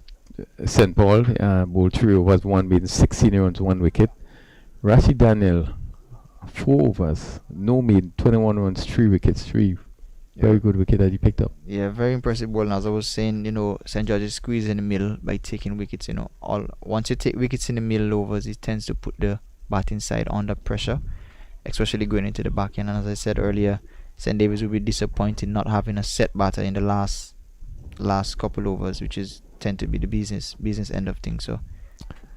So we have 18 completed over, and I think St. George's probably would be the happier team, although there's runs on the board, having picked up 6 wickets from 122. Yeah, we're very happy to restrict these guys, given the pedigree of batting that they have, to a total probably in the range of 140, 130. But as you said, that's just one half. You still have to go out there and do a job now with the bat and chase down whatever runs is on the board. There's an element of scoreboard pressure and what's not. So it's important to carry the game as deep as possible, and the game is not over until that last ball is bowled. So it's still early days for me. It was St. Paul, redhead, coming from that southern end. I can bowl to Samuel Charles, who's on 4. And he's swinging, this goes way down to third man, comes off the edge. Not getting hold of it, just swinging wildly. Yes, attempt to hit that one cow corner deep mid wicket area. Getting the outside edge, down to third man. We have seen, Emmanuel, in this tournament that players, Volcano players, coming back, and one would expect that when these players come back, they're really going to dominate this tournament. Well, we haven't been seeing this. After this ball, as Redhead comes in to the batter, attempts to hit over the mid wicket again, should fall short, gets a couple of runs. Yes, just Volcano's players just returning from the just concluded Super 50. Couple players are injured. Couple players are in some of the teams. I mean, is cricket at the end of the day? Some might say it's a lower level and all of that, but it's still cricket. So as much as you prepare well and you return into a lower level, it's the same ball, it's the same bat, and it still takes one ball to out you. So the expectation is always there, but see Nick comes in again, batter missing that attempt to hit over the mid wicket again. So the expectation is always there, but again, it's cricket. You don't always have your day every day, but I think just by having those players involved in the tournament, you would help those other players involved in the team, especially the younger ones, to grow and have that conversations. Because even myself being involved with the St. George's franchise, I've been having a lot of conversation with the youngsters and just trying to pass on whatever knowledge that I may have gained in my short career so far. So I think that is an important element also. As you see, Redhead runs in now to the batter. Good delivery there. Attempted Yorker, executed well there. Dot ball again. Yeah, and I think the players are really looking for a lot of big shot. But if they look to push the ball around, they could still pick up the ones and the twos. Now we have 5 deliveries in this over, and really, I think we just probably got a single in this over. Yeah. Again, it started from the middle overs where they lost a lot of wickets, and that's the importance of having a set batter in this type of overs. It'll be easier to maximize on those deliveries. It's a bit harder now having 2 new batters in the death over. Attempted short ball there, gets away with it. No, it's a wide. Yeah, it's a wide signal by the umpire. So yeah, good decision on the leg side. St. David's will be hoping that they probably can get maybe probably another 15 runs. They just one over, so maybe they get another 10 runs. End up maybe 135, which would be very disappointing when you look at the squad of players. Fletcher, the Keto, John. Keto played a good innings. Yeah, it goes back to what I said. The 4 players involved, but again, sometimes it doesn't work out. It doesn't work out your day. Sometimes you don't get the score that you want, but again, it's just one half done. Whatever runs on the board, I'm sure they'll believe that they can defend it. This one hits straight up in the air. Long on fielder runs around. No chance. Yeah. 6 there. Yeah, good shot there. Jackson picked this one up and just hit it over long on. The fielder coming around really didn't have a chance. Went over his head for another 6. And that takes Jackson up to 17. At the end of 19 overs, St. David's 132 for 6. And actually, it's the first time I think St. David's have scored 100 runs in a tournament. I mean, the scores generally have been pretty low. And I wouldn't say it's anything to the pitch, but the scores have been very low. They 132 for 6, and which is the high score in the tournament. Okay, well, I haven't been following their batting, but I'm guessing that they'll be happy with this total here now, given the current the situations that they had before, and I'm pretty sure that the bowlers are gonna fight with whatever total that they get here and try to win this game. Yes, and St. George's played well. I think when you look at the tournament, this is the final of the round robin. St. George's would have played the better cricket, right or wrong. They seem to be well coordinated, seem to be well organized, and even though they would have lost some of the top players, including yourself, for this game, but I think they came strongly, and the bowling performance really need to be hailed. As you see, Semple runs in here to Samuel Charles, attempt to hit over mid wicket again and miss time. Gets 2. There's an overture here. But just 1. A bit of sloppy work there from the bowler backing up the stumps. I think a lot of times we look at what happens on the field and the way teams play, but if you look at the way St. George's, not trying to be biased or anything, but if you look at the way St. George's prepare before games, they warm up and how professional it is, that speaks volume, and I think that professionalism is carried onto the field. Yeah, you're certainly right about that. That's really good running there. That's really good running. Picking up 2 runs there. And that ball is actually straight to the fielder coming in there, but really good running by both batsmen. Yeah, putting pressure onto the fielder by running the first one hard and creating a chance through the fumble, and getting 2 runs. Yeah, so that professionalism that they have during their warm-ups and at training sessions, you carry that onto the field, and a lot of times we don't see what happens off the field, but it has a direct impact on what we do on the field as cricketers. Right, St. Paul in his final over, the 20th over, as he's up the wicket ball to Jackson, and he's hitting this one, comes off the edge and going to fly down to that fine third man, or where a slip position would be, and it goes down to the boundary for 4. That takes Jackson on the 23, and they score to 141 for 6. As we look at that, look in the hit, went really high over where first slip going to be. Yeah, outside edge again. That happens a lot in death overs. Outside edges fly to the boundary for 4. So it's 141 for 6. Jackson 23 as he faces St. Paul, and he's hitting this one straight back. 1 run. So far, Peters or Scott Alexis bowled St. Paul for naught. Fletcher, Scott Hazard bowled Charles 23. Keon George bowled Tyrone Charles 15. Roland Keto caught Forsyth bowled Daniel 44. Chandel Races. Caught Johnson bowled Daniel for 5. Swing and a miss there by Samuel Charles. Yeah, and you would want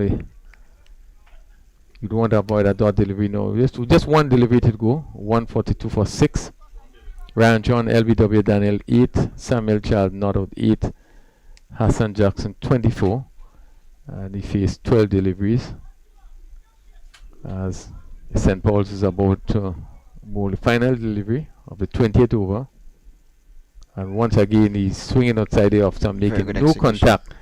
And that's conclude the innings of the St. Davis batting after 20 overs. St. Davis winning the toss and batting 142 for 6. And just to give you a bit of the bowling, Redhead 4 overs, no maiden, 26 runs, no wicket. Javel St. Paul 4 overs, 1 maiden, 26 runs, 1 wicket. Tyrone Charles 3 overs, no maiden, 34 runs, 1 wicket. Kevin Charles 4 overs, no maiden, 28 runs, 1 wicket. Rashid Daniel 4 overs, no maiden, 21 runs, 3 wickets. And Bronson Johnson 1 over for 2 runs, and he didn't pick up a wicket. A good performance generally by the St. George's team. Yeah, good performance by the bowlers. Good rotation of the bowlers as well by Bronson Johnson, and I think they will be happy with that total, because at one stage, and again with the batting that St. David's got, you would think that they would probably got maybe 180. So I think St. George's will be backing themselves to get these runs.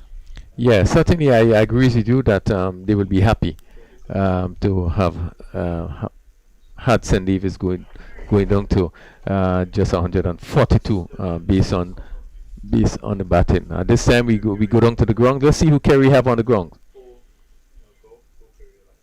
We're here at the boundary in the mid-inning with Richard Daniel. Richard Daniel, 142 for 6, guys. Pleased with the performance of the bowlers?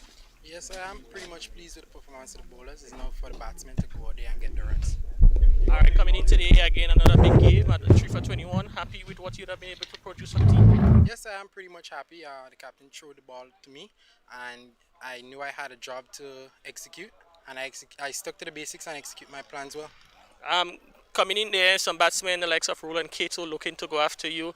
Was the heart beating faster, and were you a bit pumped up to come up against a challenge? Yeah, the adrenaline was there. I don't play against the names. I just went out there and keep it simple and let the batsman make the mistakes. Alright, at the halfway stage, you guys have 143. Things are totally guys going to overhaul? Yes, it's a pretty much easy total for a batsman to overhaul. We got a couple batsmen in the top run scores. It's just for them to go out there and play their best and bring home the victory. Alright, Richard, congratulations on the performance and all the best for the rest of the match and the tournament. Thank you very much. Alright, so that's it from the boundary ropes. I'm Richard Daniel, 3 for 21, helping restrict St. David's to 142 for 6 of the 20. Well, the news is St. David's 142 for 6. They won the toss today, and they decided to bat after 20 overs, 142 for 6. A top score of 44 coming from Roland Keto. We're now going to break for a while, and as the teams prepare to continue the second half of the inning, St. George's will need 143 for victory. Do join us then.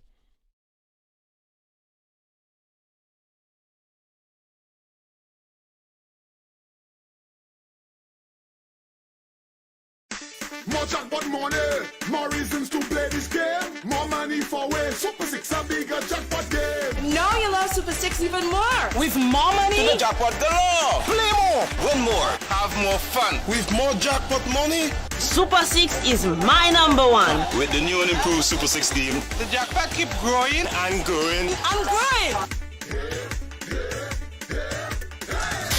more jackpot money, more reasons to play this game. More money for way. Super 6 a bigger jackpot game. Super 6, bigger jackpots, more chances to win.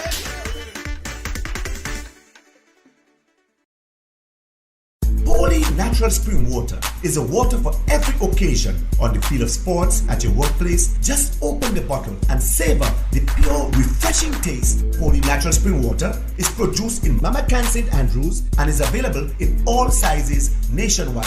To order, telephone 444-7654 or 533-7654. Holy natural spring water, Grenada's purest bottled water.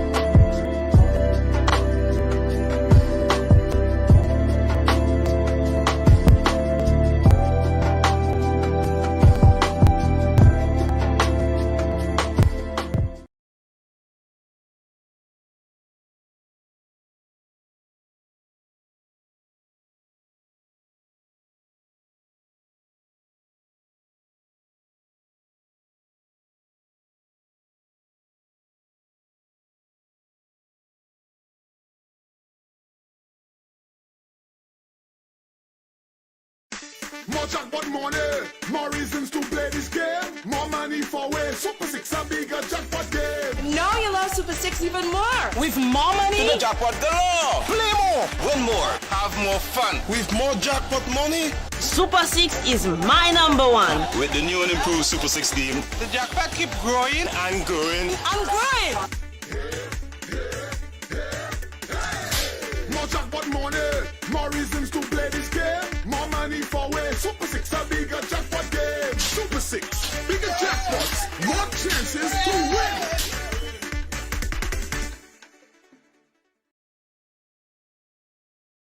Well, we welcome you back to the National Stadium to see the completion of this important game, which will determines who ends up at the top of the table. St. David's batting first, scored 143 for 6, and St. George's will be trying to get to 143 for victory. And Justin, we do expect a keen contest as St. George's try to get to 143 for victory. Yeah, it's about, well, it's one of the totals that teams have had to chase in recent times. Most of the time we've seen mid-range totals somewhere around the 90 to 100. And teams have struggled in the, chasing those totals. More often than not, we've seen teams struggling to chase those type of totals. But one aspect that St. George's have really batted well throughout the tournament, one must say. And you have to probably think that if they bat as well as they've been batting during the tournament, they should be able to overhaul that total. Although again, cricket is such a game. If St. George's can pick up wickets early, one never know. Yes, and you're so right about that. The batsman Akim Alexis gonna take first strike. Pascal, and he's off the mark right away. And you know, I certainly agree with you when you speak about the way that St. George's have been playing. I think all wrong. They seem to be the team that seem to be really focused, and in terms of the way to go about doing things. One remembers that they had the biggest partnership in the tournament of '99. Yes, St. David's probably boasts of the bowling of probably Pascal, Ryan John, but certainly I think that St. George's so far have done very well, and we would expect them to really favor themselves getting up to that total. Well, it will be left to be seen how Pascal, especially, and Ryan John would go in the openings in the early overs. Of course, that will determine, probably will give us an idea as to what may transpire. Jeremiah is looking to turn. Yeah. Pascal is have that ability to move the ball away, particularly from the right-handed batter. Now he's bowling to the left-handed Johan Jeremiah, and we've seen that delivery going down the leg side, swinging down the leg side. So he will want to maybe pitch that delivery just outside the off stump. Of course, Pascal doesn't have the pace of old times when in his heyday. His pace isn't quite there, but still very accurate. And as I said, one could easily see the ball tailing in to the left-hander and swinging away down the leg side. One left to be seen if he can probably get the delivery just on about off stump and still get the ball to swing back. Yes, he does just about off stump, and in the end, the batsman having to play defensively and picking up a single. So they'll have to, in addition to hitting boundaries, they will have to really run hard between the wickets. Yeah. And as you said, 142 is a sort of score that teams haven't been asked to chase, regularly in this tournament. Just about 100, 115, just around there. It will be a challenge for the batsmen, but as I said earlier, they have shown that they've been up to batting challenges so far during the tournament, and it will be interesting. Although to both of these teams, they're not in situations where they have to win. They have qualified already. So it's just a question of who's going to end up in which position, and what they have preferences for, which teams probably they would prefer to play or to meet in the semi-final. Which, looking at the competition, as I said earlier, probably really wouldn't make much difference in terms of the two other teams, the other teams remaining in the competition, St. Patrick and St. Andrew. Yeah, I was thinking, in terms of the competitive nature, when you see the makeup of the teams, probably St. Andrews with the least of maybe top regional volcano players. But other than that, we have St. Patrick's who would have, the inclusion of Devon Smith, not much neither. Good delivery by Pascal. This is what we know him for, just pitching on a nice length there and leaving the right-handed Alexis. They just seem to sort of pull the bat inside, but good delivery. Yes, not following the delivery, just playing inside the line and allowing the ball to swing away into the gloves. What's a steady over by Pascal. Remember, he left the field in the previous game with some sort of injury. He doesn't seem to be too bothered by that, looking at him, moving quite freely now. Yeah, he just had a bit of a hamstring. At least he was not able to play the last game. And speaking to him today, he said to me that he didn't get any pain for the week. So he's hoping that he's going to hold up in this game. So we've seen Fletcher with the injury. Imran Joseph still is not fully fit. He's still suffering from an injury. Then we have seen now Fletcher picked up one. I don't think Ryan John is 100% neither, and even Keon George is still struggling from injury. So quite a bit of the players is injury have been done. One would also recall Kieran Kotoy, who's supposed to be playing for St. David's, is also injured. So quite a bit of the players are injured. So 4 for no loss. Extras 2. Alexis on 1. Jeremiah on 1. Jeremiah, something a good delivery. One which probably, if anything, had jagged back into the right hander. And Jackson there, good delivery by Jackson. Coming around the wicket, and Jeremiah there, was forced to get out of this one. He sort of get himself in a tangle at that ball. Really came back into him. Just seemed to brush the top of the tie and taken by the keeper.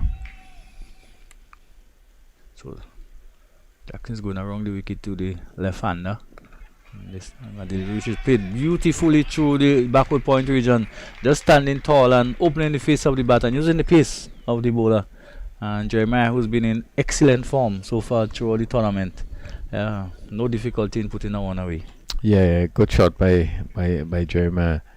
As we look at here, he got on top of it, shoveling outside the off stump and really steered it past that point position, and it went down to the boundary for 4. Good confidence that. Yes, and it goes to show you can still play proper cricket shots and get results. Really didn't push far out, that he just allowed it to come on to him. Almost in the vein of Kane Williamson, the way he bats, plays the ball very late. It's a good shot, so he goes to 5. Now down the legs of that delivery, wide, signaled by the umpire Chitram. Yeah, and it's one thing when you look back at the St. David's bowling, they sort of ill-disciplined. There's a lot of extras have been given, and one could think back of the game against St. John's. There have been a lot of extras. Larry Edwards got I think 35 in that game, which really would have turned it around after St. John's lost 4 early wickets. But when we look at the wides, the amount of extras that was bowled, I think is an area that really St. David's need to be concerned about. Jackson again, this time probably just rushing Jeremiah a bit, but the ball is a little too close to him, looking to turn it out on the onside. And Joseph coming in from mid-wicket to do the fielding. There is no run. So it's 10 for no loss. And no ball signal there. Yeah, so there'll be a free hit. And of course, always in this form of the game, transgressing the mark is sometimes could be so costly. And getting away with it, the delivery. Maybe if there wasn't, maybe there was some woody song there, Kearney. Actually, it seems he was bowling. Doesn't really matter. Yeah, he was bowled. Okay, wait. Bowl of the free hit. And no damage done really. It was a good delivery though. An in-swinger. Yeah. Very, very good delivery. And to bowl it for the free hit too is even better. The batsman looking to go after him. But the type of delivery that would have may have knocked him over even if it wasn't a free hit. Good. Yeah, good delivery. I think he tried to hit it over mid-wicket. So he actually went across trying to play that shot, you know. And he goes for it again, and almost the same result, similar type of delivery. Maybe the previous one just a little bit fuller than this one. And a combination probably of bat and pad, and this time and just go away towards the leg side, and there is no run. Ryan John came in to do the fielding. Only didn't contribute much to the bat, Ryan John. Yeah, didn't get off. It's Jackson in his first over. Who's in again to bowl to Jeremiah, who gets a delivery again, which opens the face of the bat and runs it down towards the fielder, who comes up from the backward of point boundary. And there is a single for Alexis, for Jeremiah. Takes him on to 6. Alexis, who's on 1, comes into strike 11 for no loss. So Jeremiah would have been taken over by Bishop. Only 2 runs between. Now he would have gone back tops because Bishop would have gone ahead of him by only 2 runs. So on 6 now means that he's now is again the leading scorer. Yeah, and very interesting to see the young players taking the lead in terms of run scoring. Both Bishop and Jeremiah, young players. I was told that Keon George now would have on 144 runs would be the leading scorer. So it means that now Jeremiah, who would be on 141 now, just need maybe 3 more runs to eclipse Keon George again at the top, and would relegate Teddy Bishop to 3. Yeah. So it's really touch and go as to, and all of these batsmen are still in the reckoning. So it would be interesting to see which one of them would eventually get to the top. Get to the top. Yeah. Okay, well, Bishop started off the season very well. As you know, he has a top score in the season of 79 against St. John's, and they just got 30 odd against St. David's. But after that, you know, he just seemed to have fallen away in terms of his scores. Jeremiah, who didn't start the tournament, got a 60 odd, but really looked good. Flicks that away down towards a fine leg. The batsman comes out the boundary to do the fielding, and there's another single to Jeremiah to take him on to 7. And it brings Hakim Alexis back on strike. He's on 1. It's been one of the quieter of the 2. Yeah, this pair have been doing very well for St. George's. One remember 99 runs opening stand, and Jeremiah really went well. I think got 60 odd, and Alexis came out I think with 38 not out. I think it was a real good matchup, and he played. So St. George will feel confident with the opening pair that they have. They have been doing well for the team. Pascal, who was quite comfortable in the delivery approach, chose not to deliver and goes back to the mark. A little bit, maybe not feeling as confident yet as a result of the injury he's had. I think what actually happened when the ball just sort of fell out of his hand as you were looking to turn it over. Okay, beaten outside the off stump, and Alexis. Good thing about it is that he isn't pushing at the delivery; he's not playing away from the body. Yeah. And as a result, the ball is just leaving him a shade and going through to the wicketkeeper with no real damage. Yeah, Alexis is playing late. He's actually waiting on the ball to come to him, so he's not pushing at it, and which is a good ploy. But again, another good delivery by Pascal. And he comes in. This power play will be important to both teams. And delivery almost squared him up a bit. directed towards the middle and off, and almost turning Alexis around a bit again with that little movement away. I think these guys will want to capitalize, probably pick up a wicket or two while the ball is just doing a bit.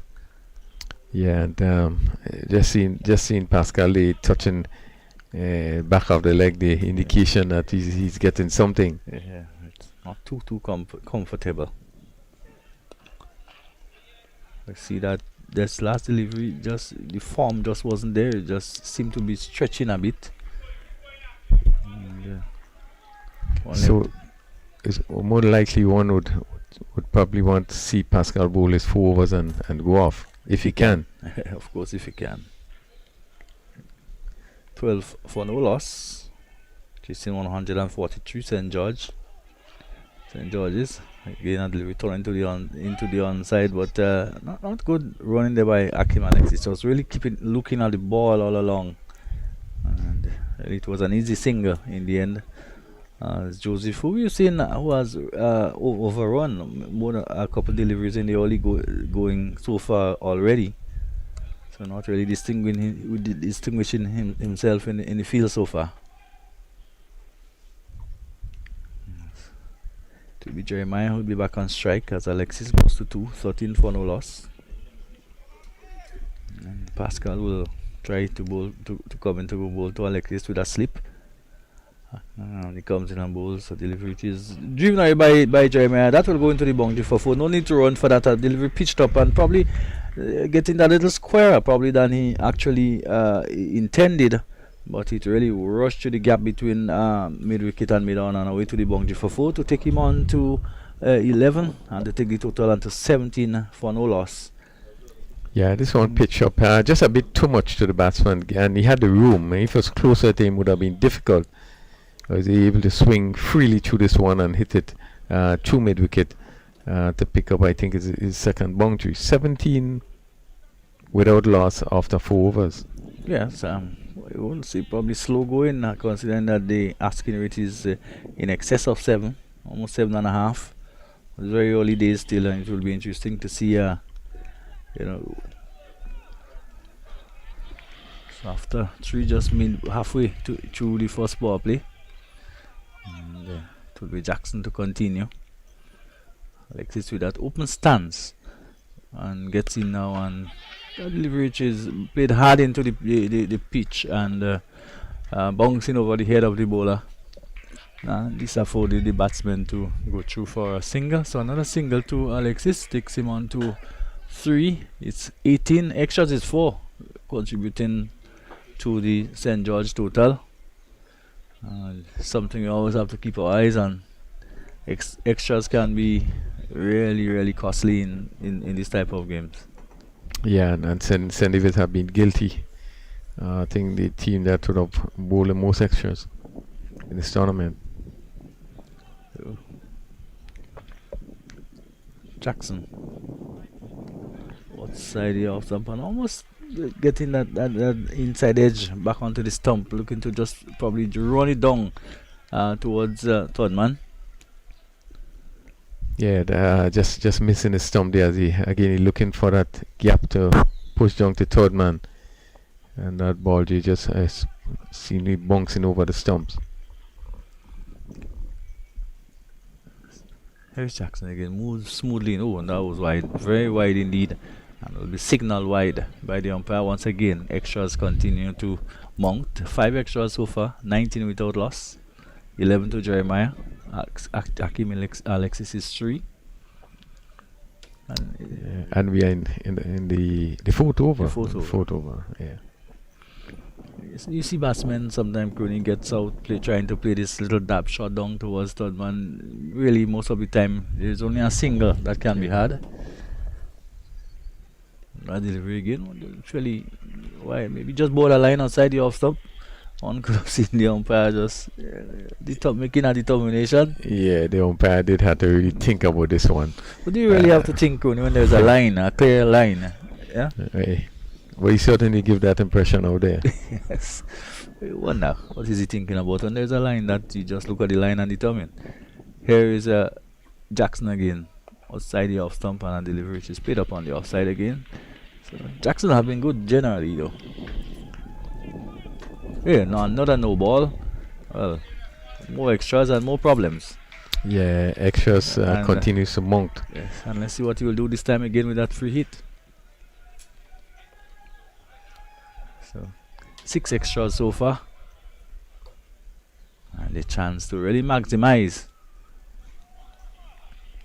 And that's 1 extra over. Indeed, already.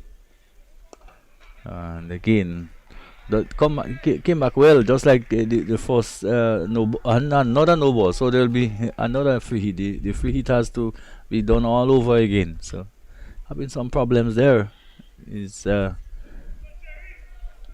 Jackson. I see Ryan John just coming to have a word with him, probably just trying to understand what is really happening. So he comes back to his mark, and still there's an opportunity there for Jeremiah to get something big out of the free hit. Remember, we're still in the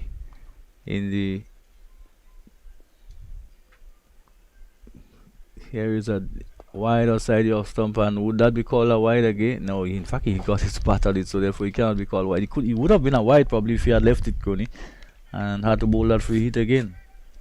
Yeah, it's just a bit of ill discipline in the bowling of Jackson, overstepping on 2 occasions, and this one was wide off the off stump.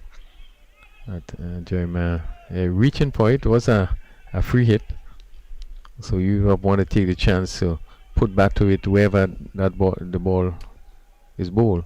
Very strong offside field by St. David. This time delivery is short of a length and played a little jerkily by Jeremiah into the onside. Probably maybe expecting the ball to bounce a bit more, maybe just a little bit of movement back in. Yeah, it came into him, and again it's closer. He sort of tucked him up a bit as he was looking to open up himself, give himself some room, and had to push it jerkily on the onside. Yeah, so Harry Jackson again. It's been a long over. Just comes in on bowls and hit in the air and could be out. He's out, in fact. He hits it in the air, looking to pull it over the onside, and probably the shot not quite on, maybe not short enough for that shot, and couldn't really get under it and couldn't get the power, and just play it up into the onside. And Joseph, who was at mid-on, just had to come in and accept an easy catch. Yeah, I think he was cramped for room. It probably came on to him quicker than he expected. Was not able to get much power into it, and it just loved down to the mid-on. And Imran Joseph, feeling in that position, came in and take a simple catch. St. George's losing the first wicket, the important wicket of Johan Jeremiah, caught at mid-on of the bowling of Jackson. Very unusual over. Unusual in the sense, one, it was long, and we had the wides, and we had the no ball, everything in that over. But at the end of it, I think he will be happy to pick up that important wicket. Those overs do produce wickets, strange enough. When they would be in between that 1 or 2 very good deliveries, which wicket-taking deliveries for that matter, and it does play on the concentration sometimes of the batsman. Well, it does. You have a bowler coming in and he's hitting a length ball in good line. It calls for a lot of concentration. You're going to find that the batsmen are very particular, very careful in terms of how he plays him. But you find someone coming and bowling all over the place. You lapse in concentration because you feel, well, anything can happen, and suddenly might come out with a good delivery and pick up a wicket. Yes, it happens at all levels of the game. So the breakthrough for St. David, and of course we're still in the power play. Only 4 overs gone. There's still 2 power play overs left. And as you see, Pascal comes off. Is he on the field? He may have left the field. He's still bowling. He's still bowling. Okay, yes, from a much shorter run up, tucked away on the onside, and the delivery goes down towards long leg, and there is a single. So, but really looking quite gingerly, Pascal, though. Still holding on, tugging at probably the band that he has on the muscle. Yeah, I think he's hoping to try to get through his overs. Yeah, he's coming from a much shorter run as as he's out into both Alexis. Alexis is pushing on the onside and again pick up an easy single. So make that 23. Leg by signal. And yet another miss by Imran Joseph coming in from backwards. Quite the third time he have had to field up in that direction and third time missing. Yeah, just taking his eyes off the ball, rushing in at the ball and taking his eyes off, but looking at the target with the ball in his hand. Well, he held on to the catch, so that's even more important. Foresight, is it? Yes. That coming at number 3 and pushes this one to cover. No, well, I think knowing Foresight, he will approach batting just like you always do. Dashing type of cricketer. I think he will just stick around at all and push and prod. Yeah, I think he'll be aggressive, take the chances when it comes, you know. Wide down the leg side, so continuing to be a little bit tardy. St. David, 24 for 1, 9 extra. Yeah, next year is really moving up. Yes, 1 over and a half. Yeah, it's one area of the game that really need to pay a lot of attention to. And going into an important semi-final and possible final, they will need to really ensure that they do not again, as we see, another wide down the leg side. They have some work to do in that department. When you teams are gifted so many runs, especially when there is so little between the teams. So here is Pascal and he's with Foresight. Foresight again is just tucked up there this time. Ball just striking him on the thigh pad. The delivery was just probably slanting down the leg side. If anything, we're no longer seeing that away movement that we saw from Pascal earlier. Predominantly the balls just seem to be coming back in, if anything, most slanting into the right-handed batsman now. Yeah, haven't been able to get the ball to move away in this over. Most of the deliveries have been. Oh, and that's a lovely shot, and he doesn't want to run for it, and no wonder why. He doesn't want to spoil a beautiful on drive like that. The shot they say is probably one of the most beautiful shots in cricket, the on drive. Yeah, probably the most one of the most difficult shots to play also. Yes, just almost decapitated Alexis in the process, and it goes down towards the boundary for 4. So he's off the mark. They capped Foresight, and the total goes to 29. Foresight is on. He is on 5, and 3 it is to Alexis. Extras, as we said, is 10. Again a delivery. We're coming off the pad, probably a little bit of bat and pad, and going away on the onside, and there is no run. Yeah, just keeping low, over from just throwing a bit, going down the leg side, and Pascal there, and you could see him now. Probably is going off, having bowled 3 overs, considered 17 runs, a little bit on the expensive side, knowing what he does, but yeah, certainly favouring that hamstring, that back of the leg, and we see him walking off. So St. George's 29 for the loss of 1 wicket after 5 overs, and the rate is not too much of an issue now, but having lost a wicket, they will want to maintain that good rate, just to keep wickets intact. I have to believe going through that this hamstring would have plagued Pascal for a number of years.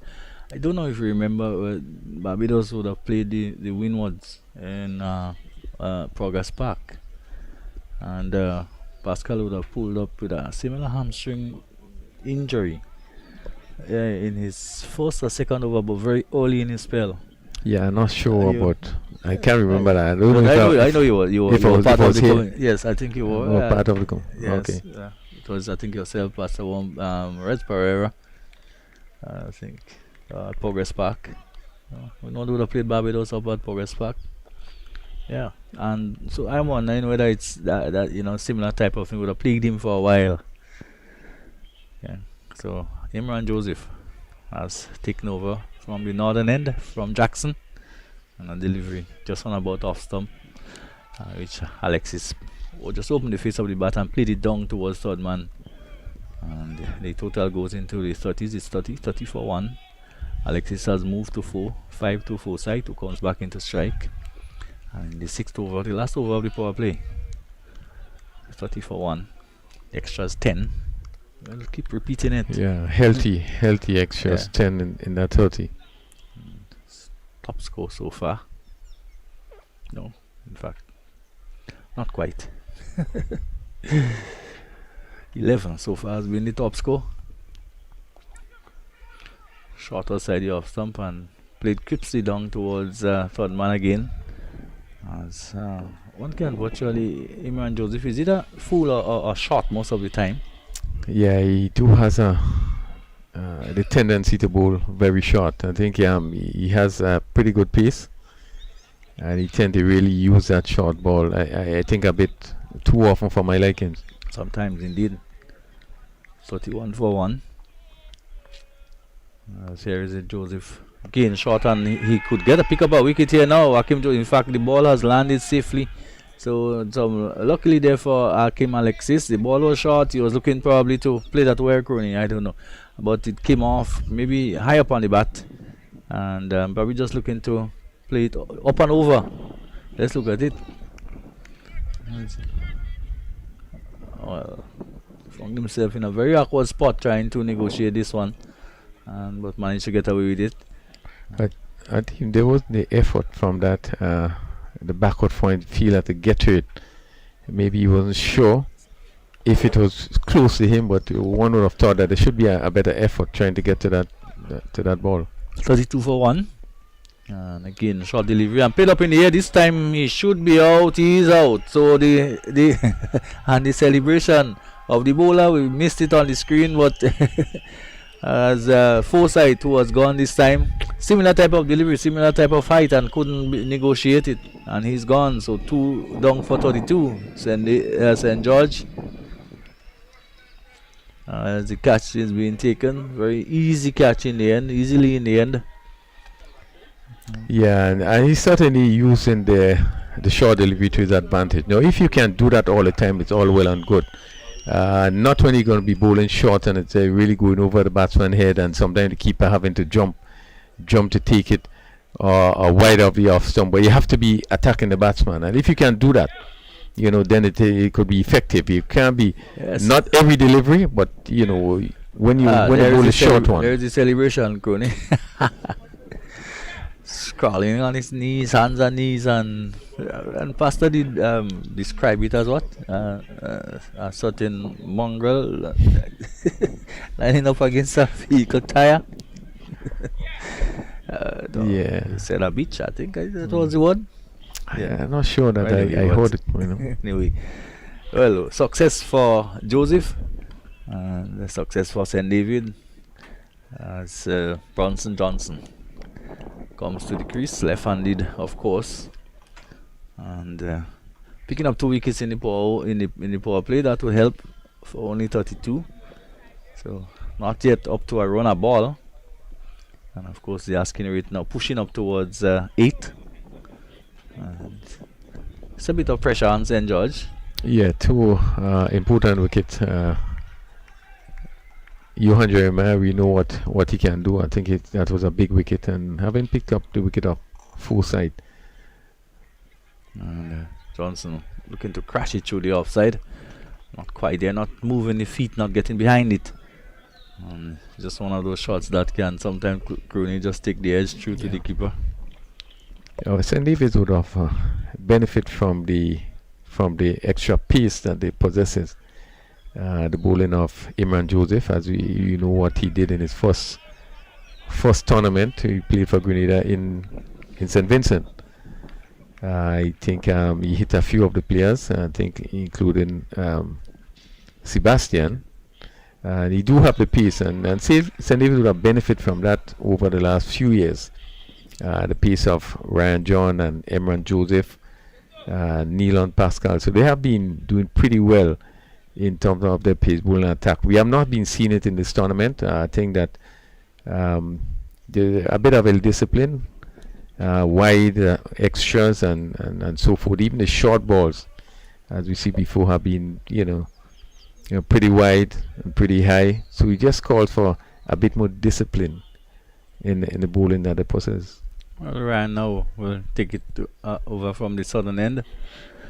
John into the attack. So 32 for 2. We're in over now. Finish the power play. The 6th over being finished, and St. George not quite up to the rate of scoring I think that they would be comfortable with. But it's still early days. You can always make up towards the back end as long as you manage to keep wickets in hand. Yeah, it just calls for one good inning by someone, just to change the course of things. And for Ryan John, a long leg, a square leg, and a mid-on. Just three players on the onside. And packed offside field, as we have that probably look like a third slip. We have a point, third man, cover, mid-off, and we have a fielder, a sweeper on the cover boundary. John, see what length you would employ. And once again, delivery just played out on the onside by Alexis, who is making the effort to get behind the line of the deliveries, and that's very important. Yeah, and he certainly, John, would be looking to use his experience. As we see, he's paid particular attention to his field placement. Just three players on the leg side, a mid-wicket and a mid-on and short. And those two deliveries are really spot on line. And Alexis looking to find that gap on the offside, which is rather small. There's very difficult to pick the gaps on the offside because they're very tight in on the offside. They're not wide gaps between them. Of course, there's still a cover on the boundary.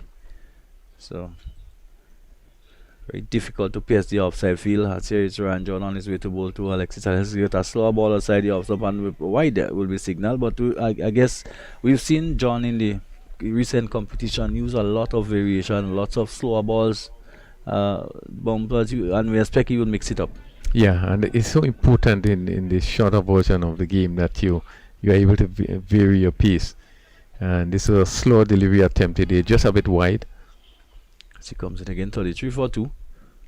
So the reach is short and blasted away. This is more like what Alexis was looking for previously. This time, getting the delivery, which is a bad delivery, back over length outside the off stump, and giving him allowing him to free the arms and smashed it through the extra cover region for 4. Whatever little gap there was there, really good shot because he had to make some room towards the onside to open up the extra cover area, the extra cover gap. And he did so well, and it goes away to the boundary for 4. Yeah, it's a good shot by Alexis. Short in length, and as you said, give himself room.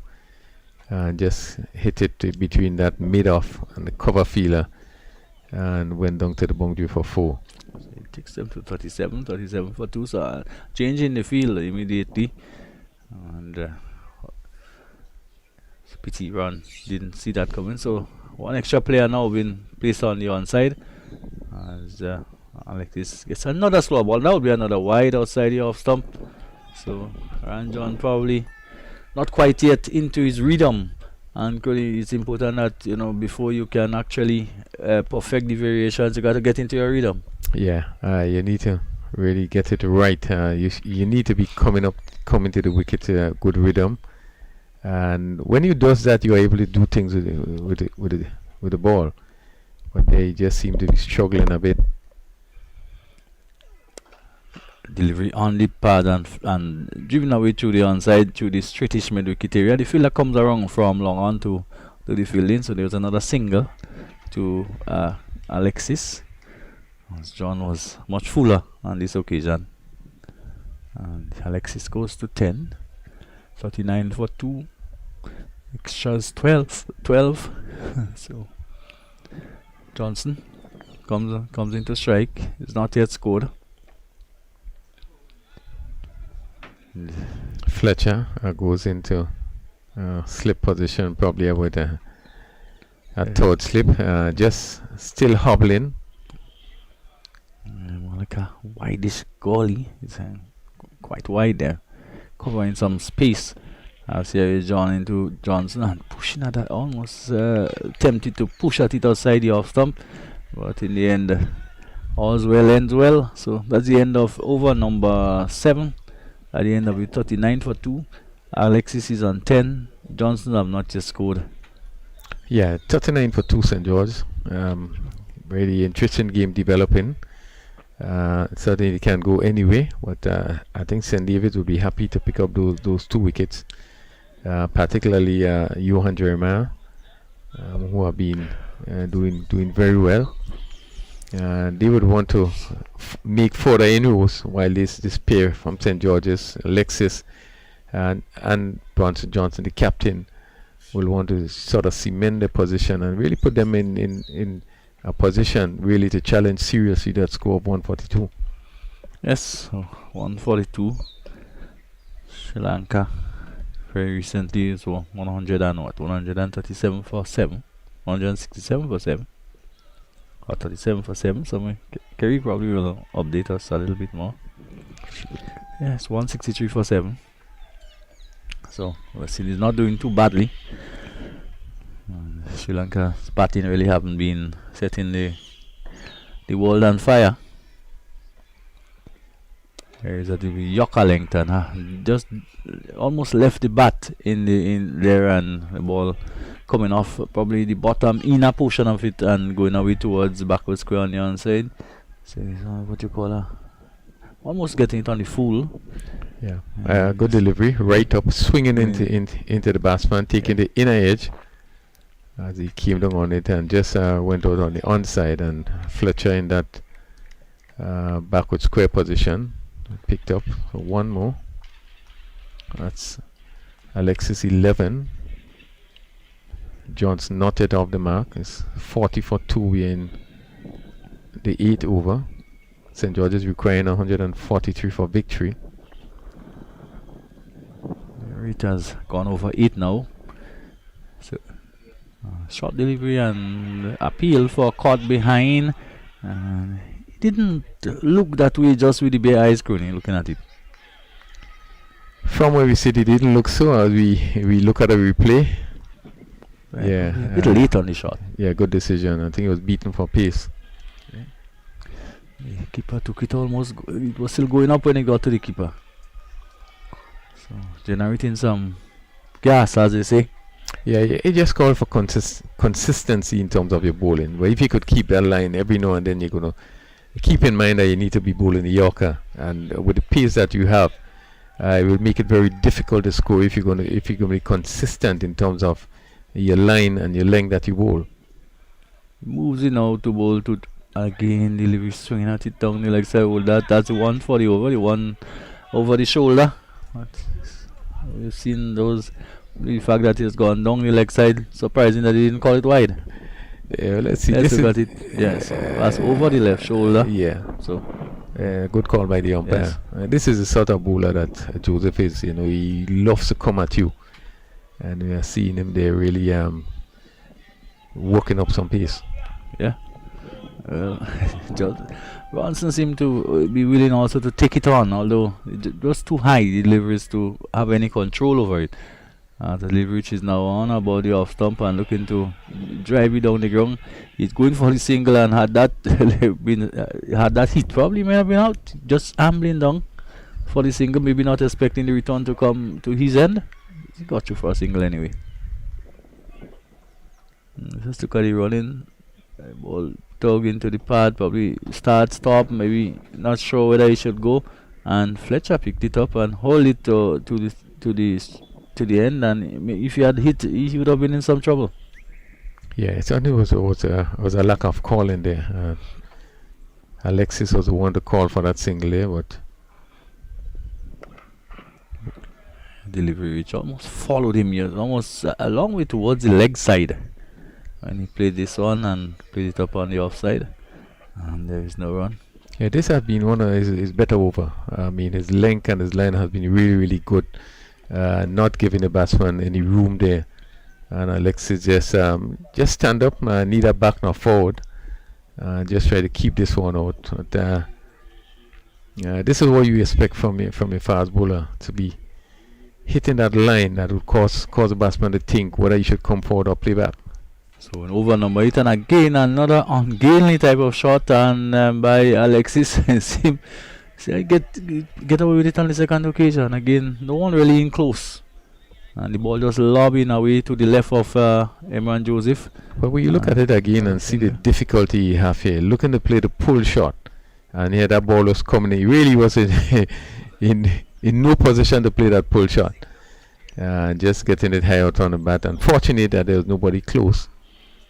So another good over by Joseph. Joseph so far bowled 2 overs. Just conceded 6 runs, pick up 1 wicket. And not too comfortable at all with the body line approach by the bowler, attacking the body, and he's been quite accurate. Most of the deliveries into the rib area and just around the shoulder area makes it rather uncomfortable. Yeah, if you're a fast bowler with any great degree of pace and you're attacking a batsman's body, it can make it very difficult, particularly with the short lifting delivery. You have to have some technique to be able to deal with it. Yeah, so it can make it difficult. So it will be Alexis who have certainly been the glue for the St. George's team so far. He has batted the one that everyone seemed to batter wrong. As a delivery which seemed to have been telegraphed by Alexis from Ryan John. A slower ball which really Crony almost it was telegraphed and unexpected by the batsman. Yeah, it was pitched up, and he probably made up his mind that he's going to swing. But he hit it down all along the ground down to long on, and picked up a single, but not really getting hold of it as he expected to. We again just a little bit the slower delivery just being overused, so therefore the batsmen are becoming accustomed to it by from John.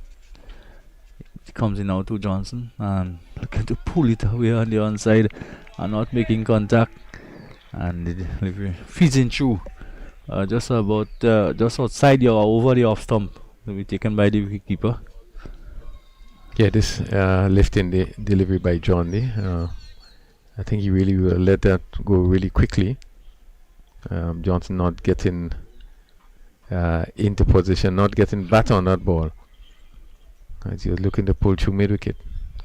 Again a delivery outside the off stump. Not so much outside the off stump, but just outside the off stump, just outside the body line, the left shoulder of the batsman, and Bronson Johnson quickly looking to pull the bat away and allow it to go to be taken by the keeper. Yeah, good lifting the delivery, and it's encouraging to see that we are able to get our fast bowlers to get the degree of carry and the degree of bounce off of this wicket, which is the same wicket that was used for 2 games yesterday.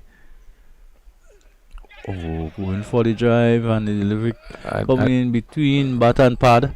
And appeal goes up and is given out to LBW. So caught behind. So a good catch taken by the keeper.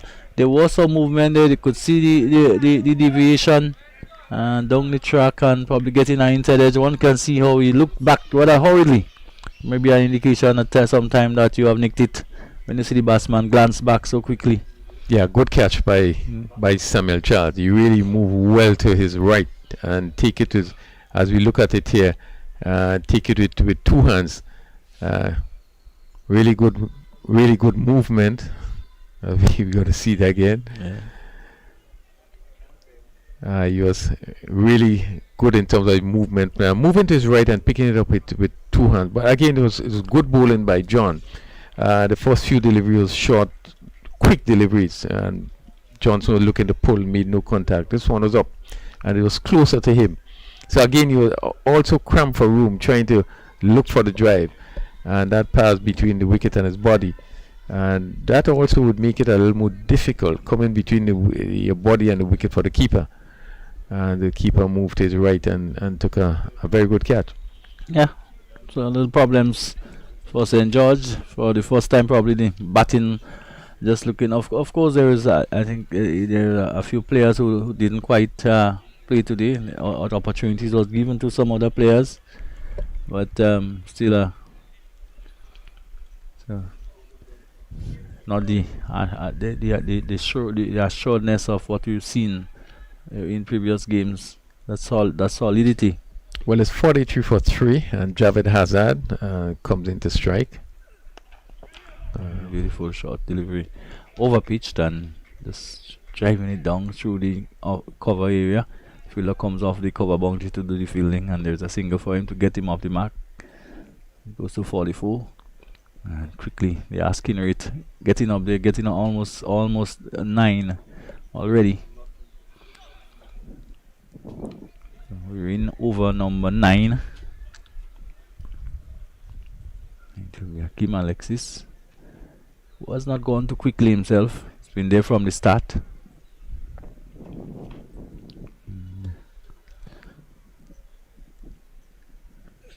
Again, another slow ball by John, and Alexis having to wait like for eternity for this one to arrive. Yeah, well, this guy's slow ball as it concludes the 9th over. St. George's requiring 143 for victory. They are now 44 for 3. John has figured so far 2 overs, no maiden, 9 runs, 1 wicket, and Imran Joseph 2 overs, and he also had 1 for 6. So that's been a good period for St. George's, having been a slow period, but a good passage for St. David's, picking up 3 wickets for 44. We are almost at the halfway stage, so they would feel comfortable where they are at this moment. So we're near the halfway stage. 44 for 3. Alexis on 13, 1 to Hazard. And if this is a address yourself for the semi-final, probably will be blessed with some very intriguing cricket in the semi-final and probably the final. Well, we expect it to be intriguing, yes, exciting. I mean, it's hard to call. So it can go anywhere, any of the teams based on what we are seeing. Yeah, so Imran Joseph comes in again to bowl, delivery on the body and just tucks away down behind square, but can't score. So Hazard will want to get a score, and these two would want to probably take it as deep as they can. And 142 made by St. David. It's a pretty good score in the circumstances. Game short, and we're not in control, just looking to just having a switch at it as it rushes past through to the wicketkeeper. Yeah, well, he was in no position either. He just stood up and swing, and that ball again, you could see the pace generated. They really went through really quickly to the keeper. So Joseph is working up a great deal of pace. He's in his 3rd over. And what is so important is his line and his direction. And almost Yorker-length delivery, and Joe gonna throw all the stump fill into his own bowling. And certainly St. David looking quite comfortable. They're really enjoying themselves. They're in a good position, and another good Yorker, almost very close to the toes, and Hazard did very well to dig it out. Well, good sensible bowling, because I think probably is best we have seen the bowlers, despite the extras, which is 12 now, where you are seeing the short ball and you are seeing the Yorker, and I think it was good to see him after the short ball, bringing the ball right up, so you have the batsman guessing. So midway into over number 10, 44 for 3. As a delivery again, just spearing in towards middle and leg, and the batsman tucking it up on the onside. Hazard and picking up another single to take him on to 2. He brings Hakim Alexis back into strike. He's on 13. This has been a laboured 13 by Alexis. See again, just past the man coming in from short mid wicket. So they feel that mid off. And there's a single. So 2 deliveries left in over number 10. 45 for 3. Really has grown to a halt. Again, we keep looking at the asking rate. It's almost 9.5 now. Delivery shot again and really facing through to the wicketkeeper. And the wicketkeeper must be happy for the service with the balls not keeping down at all. Everything being able to take it over the waist, close to the shoulders. Yeah, and certainly credit to the groundsmen. I think the track that have been produced, I think really has been a top class one. You can play shots on the wicket. There's something in it for the fast bowlers and even the slow bowlers.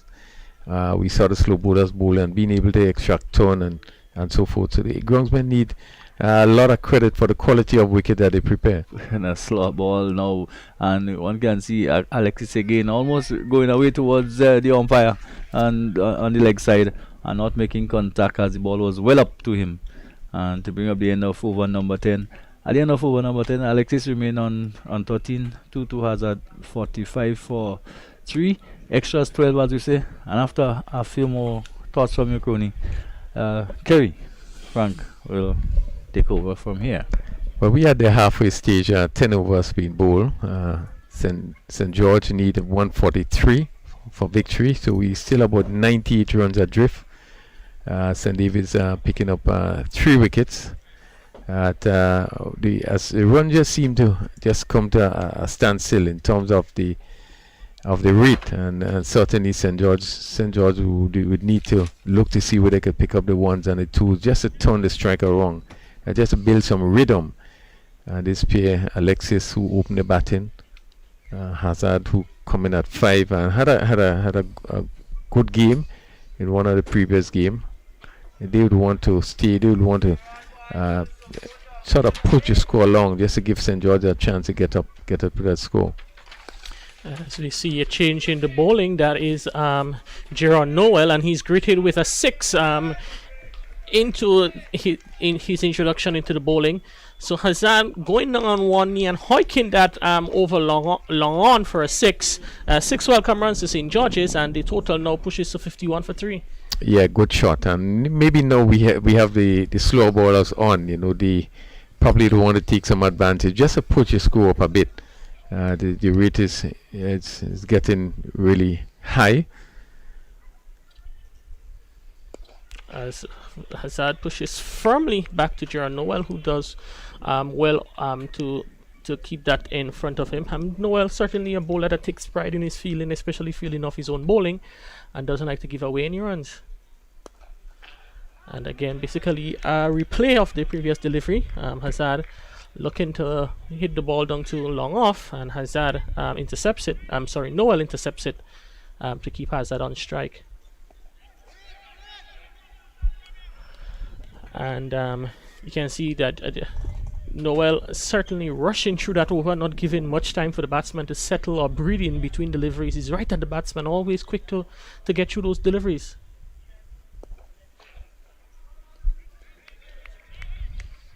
Fielder there at straightish mid-wicket, that is Ryan John, and on extra cover we have Andre Fletcher. So certainly a great deal of experience there to assist Noel as he gets through those deliveries. Well played this one by Hazard, guided behind, squared down to third man, and they cross over for 2. So Hazard moves on to 10, and after 11, St. George's chasing 143 for victory. They 53 for 3. Yeah, good over for St. George's, picking up 8 runs in that over. We see Hazard hitting Noel over long on for 6, and just picking up 2 in this last over. 53 for 3. We have 11 overs bowl, and they would want to see probably an increase in the scoring rate if they're going to really challenge that score of 142. Yeah, then they're going at St. George is going at currently 4.82 runs and over, and would require from here on out to score at 10 runs and over. It's going to be a difficult task. Imran Joseph about to start his fourth over, 3 overs, no maiden, 1 for 7 of his 3. Still 2 overs left from Hassan Jackson. Ryan John has 2, and we have 1 more from Pascal, but with him going off the pitch, it's to be seen as Imran Joseph strikes again, another short delivery, and Alexis was trying to somehow pull that onto the leg side, got a thick top portion of the bat, and provides the simplest of catches there to make it key. Is that Keon George in the extra cover boundary. So Alexis stay at the creases ended. He goes up 13, and St. George's here 53 for 4 in over number 12. Well, we have seen him trying to play that shot before, and the pace and the bounce really would have undone him. He had difficulty playing it before.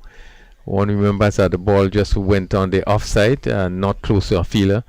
Again, this one was short in length, but it really rushed at him and really was in no position. He was beaten for pace, looking to pull it, take high up on the bat, and really loft out to cover, where George picked up a simple catch, and St. George's losing their 4th wicket. Imran Joseph in his 4th over, picking up his 2nd wicket for 7. Yeah, Imran is actually gone on to now he's one of the top 5 bowlers so far in the tournament. He now has 9 wickets. Previously, before today, he would have had 7 from 7 for 69 of 12 overs, and adding a further 2 wickets today takes his tournament tally to 9 wickets. So his pace, his short of a length bowling is certainly proving to be difficult for the batsman from St. George's. Kem Charles watches a short one outside the off stump into the gloves of wicketkeeper Samuel Charles. So Joseph, he has found his groove bowling those deliveries back off a length, not really pitching up anything here in the 15th match of the NLA GPL T20. Yeah, he has been much different in this bowling spell. I think he has been at the batsman, which is good. Short of a length, not very, very short. So the ball bouncing over the keeper head, over the batsman head, but really has been at the batsman and creating some problems. Yeah, it's the 15th final match in the round robin phase of the tournament, as Charles plays that one thick outside edge, flies down to third man, where the fielder comes wrong and does the fielding. So Kem Charles, he's off the mark, he's on 1, and brings to the strike Javid Hazard, who is on 10, and St. George's midway through the 12th over, they're 54 for 4. Yeah, well played by Charles. Give him a little bit of room outside the off stump. This one's staying down a bit, and he played it down to the white third man. Third man having to move to his right, and he got off the mark. A short bouncing delivery and taken on the gloves, and it's a 2nd wicket in the spell from Imran Joseph, and that short bodyline attack is certainly paying dividends. Joseph has 3 for 8 in his, and he's midway through over number 4, his 4th over. A beautiful delivery, a really quick delivery there as Hazard tried to get behind this one, and it really flew, and Samuel Charles once again taking a brilliant catch, because he really had to move quickly to his right as that ball rushed through, and certainly he's really developing a great deal of pace, having the batsman in trouble. And just look at the length here as he was trying to play it, and he had to move quickly, taking that ball with both feet off the ground. Yeah, certainly excellent wicket keeping there from Samuel Charles. He has done quite well so far today behind the stumps. Earlier on, he collected cleanly inside edge from Bronson Johnson to dismiss him, and now an excellent catch there off the gloves of Javid Hazard. St. George's a 5 down for 54, brings to the crease young Javon Andrew, former national under 15 player. He's out there for his 2nd match of the tournament, and will be certainly coming up against a hostile Imran Joseph. 3 for 8 in his 4th over, would have 2 deliveries to negotiate. Yeah, certainly, probably this would be the fastest set of bowling we have seen in the tournament so far. Really working up some pace, and the amount of lift he's getting off this wicket, really. I'm happy to see that a fast bowler being able to get this sort of lift off a wicket that have been used now for 2 days, and it's really creating problem for the batsman. And Andrews gets the gloves away. They'll come in through at the last minute, and the ball not taken cleanly there by the umpire, and the ball not taken cleanly by keeper Samuel Charles, and as the umpire signals a bye, so it's another extra. If one thing you can fault St. David's today for is the amount of extras they have delivered, a bit untidy, conceding so far 13 extras in a total of 55, and it's something they would want to work on for the next stage of the tournament. Yeah, you're right. This is one of the concerns. This is one of the issue in terms of the amount of extras St. David's has been bowling, and this happened right through the tournament. they have been bowling quite a bit of extras, and I know that they will want to make amends. So that's the end of the over after 12 and the end of a successful spell from Imran Joseph. 4 overs, no maiden, 3 for 8. Outstanding there from Imran Blacks Joseph from St. David's. Yeah, that puts St. David's in a good position to come through in this game. 55 for 5. He now has 12 overs being bowled. So we're still looking at somewhat 92 runs to get in 8 overs. And having half of the side down really will be a challenge. Yeah, just to go at 11 runs and over from here on out. Actually, it's 88 to win off 66 deliveries. With half the squad back in the hut. Certainly it's going to be a difficult proposition for the St. George's batsmen. The pair in the middle, Charles and Andrew, not known to be any big bashers of the ball. They'll finally find it difficult to pose any credible threat to the target posted by St. David.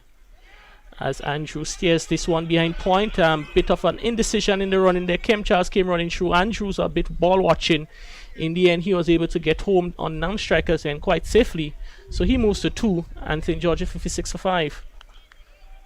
Yeah, this one just coming off the edge and going to a fine, third man position. The backward point had to come out. There's no third man, so it's a backward point who had to move to his right. Leading edge goes to Fletcher in the extra cover position. Kem Charles looking to turn that delivery from Jaron Nolan to the onside. Got a thick outside edge and lobbed to Andre Fletcher in the extra cover position. Simplest of catches to Andre Fletcher. Won't get one any much easier than that. Jaron Noel picks up his first wicket and St. George's, they slide further. They're now 56 for 6 in over number 13. Yeah, and Charles looking to turn this one on the outside. On the onside, they're sticking up a leading edge and they're giving Fletcher a simple catch at short cover, and St. George lose yet another wicket, 56 for 6, and St. David's should feel confident that they are going to take full points here. Yeah, St. David's, they're looking good to finish the tournament on 4 victories. Reminding you that the final table is determined based on the first tiebreaker will be head-to-head matchup, and if they're still tied on that, then we would see a situation where we'd have to go to net run rate.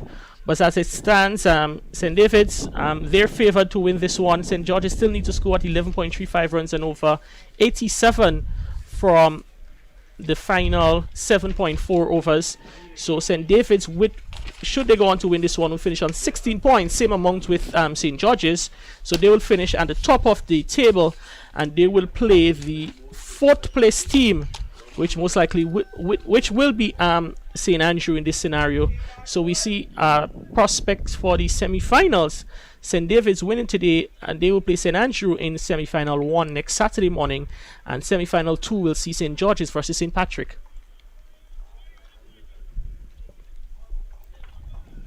Well, Javel St. Paul.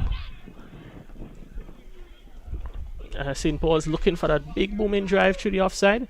The batsman, quite some batting pedigree. He's known to hit the ball very hard and a long way, but as he drives, can't beat. That is Ryan John, who is stationed in the extra cover, a bit straight. Oh, big goes for the big booming drive. The edge taken. Was it taken cleanly there and slipped by Keon George? We wait to see the replay. Probably maybe a bump ball. It seems that he probably would have gone on, but could maybe just see the replay another time. But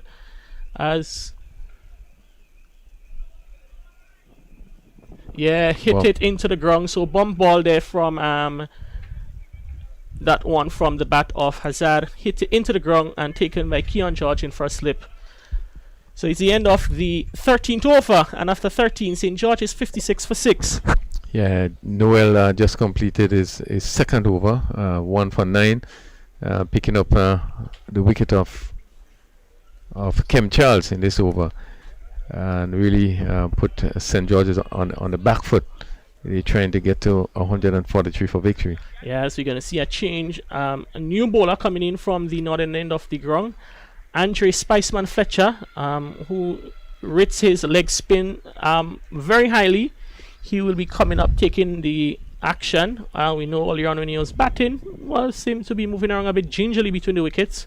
We'll be certainly looking to test those hamstrings a bit as he takes up the bowling duties from the Dabo end. Short and wide from Fletcher, hit past the hand of the fielder there in backward point. Andrew come back for 2, so 2 more runs to Andrew. He moves to 3, and St. George's 58 for 6. Yeah, short delivery and really should have been put away. Just past the backward point in the air. And you pick up 2 runs.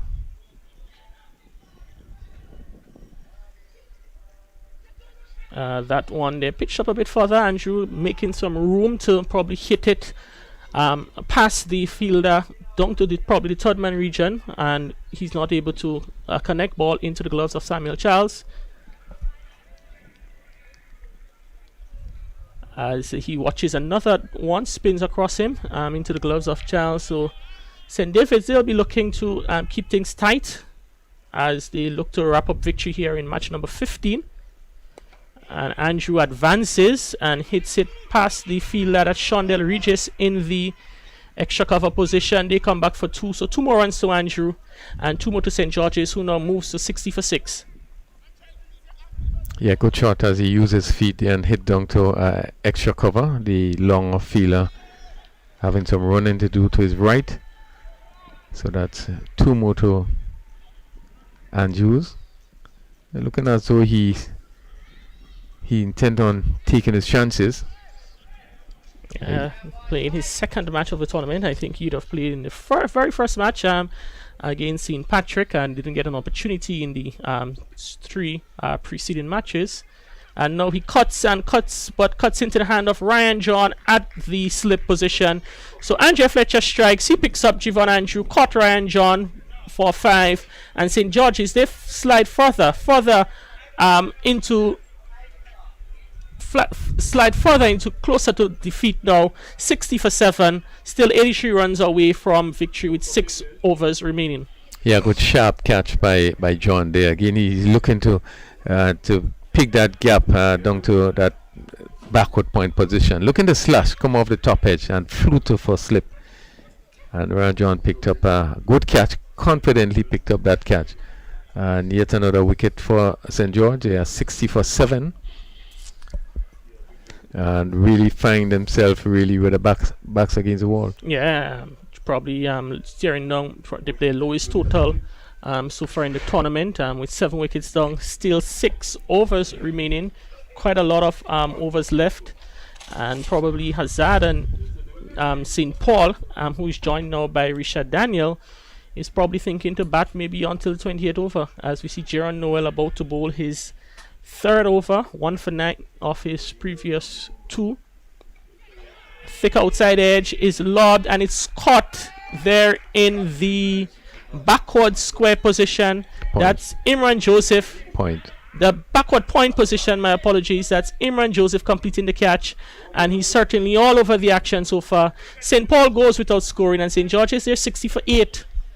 Yeah, another good catch by Joseph. He had to move wrong, and you can see the sun was there, and he really judged it well. So again, Noel picking up his 2nd wicket, and St. George's move further into trouble. They are 60 for 8, and it seemed now just a matter of time before St. Davis complete another victory.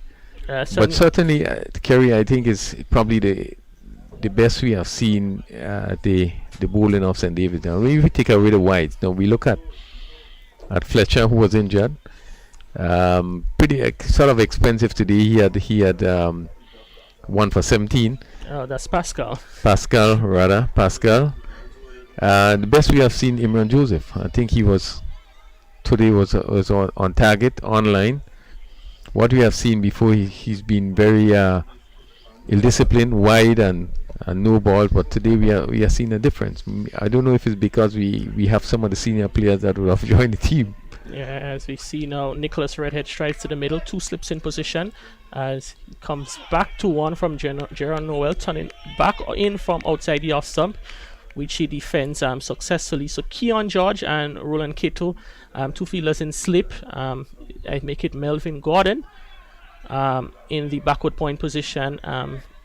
Imran Joseph, he is in the 45 position on the onside, just behind square.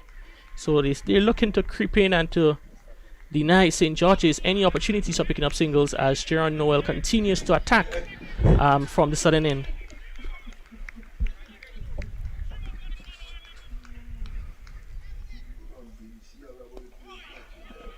Another good delivery there from Noel, which Redhead is successful in defending back down the wicket. No run scored.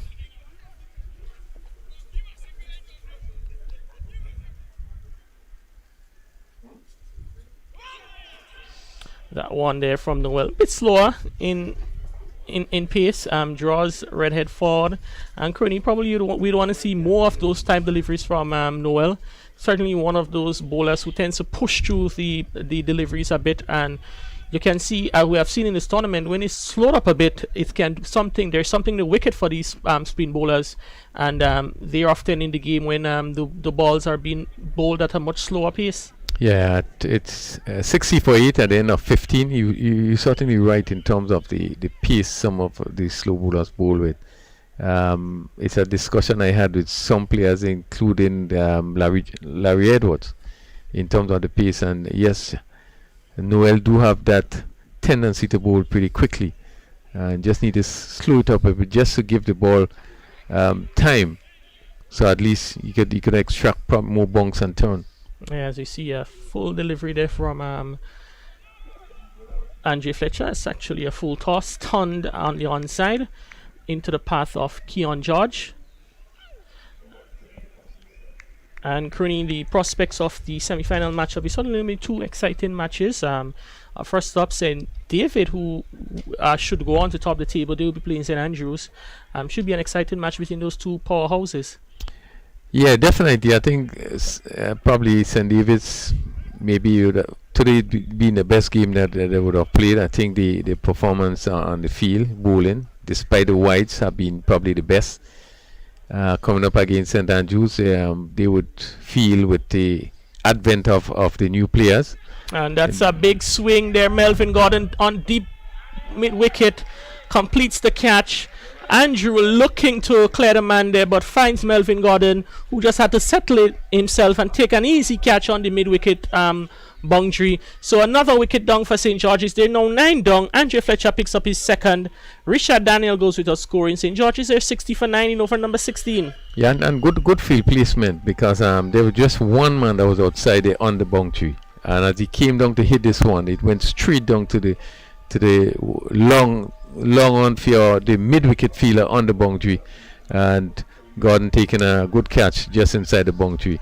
Again, I was making a point that St. David's will feel confident the fact that they have some of the senior players back.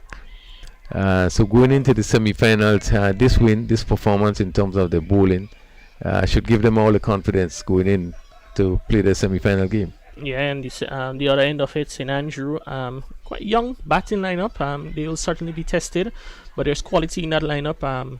Teddy Bishop, who is among the leading run scorer in the tournament. Yesterday we see Akim Ogis, I think he ended up with 41 not out. The likes of Anil Matthew, Daniel and Donald McDonald, they should form the bulk of the batting for St. Andrew, and they would be expected to come good if they to pose a challenge to this rampant bowling attack from St. David. Well, I think that would be the key in terms of the bowling attack.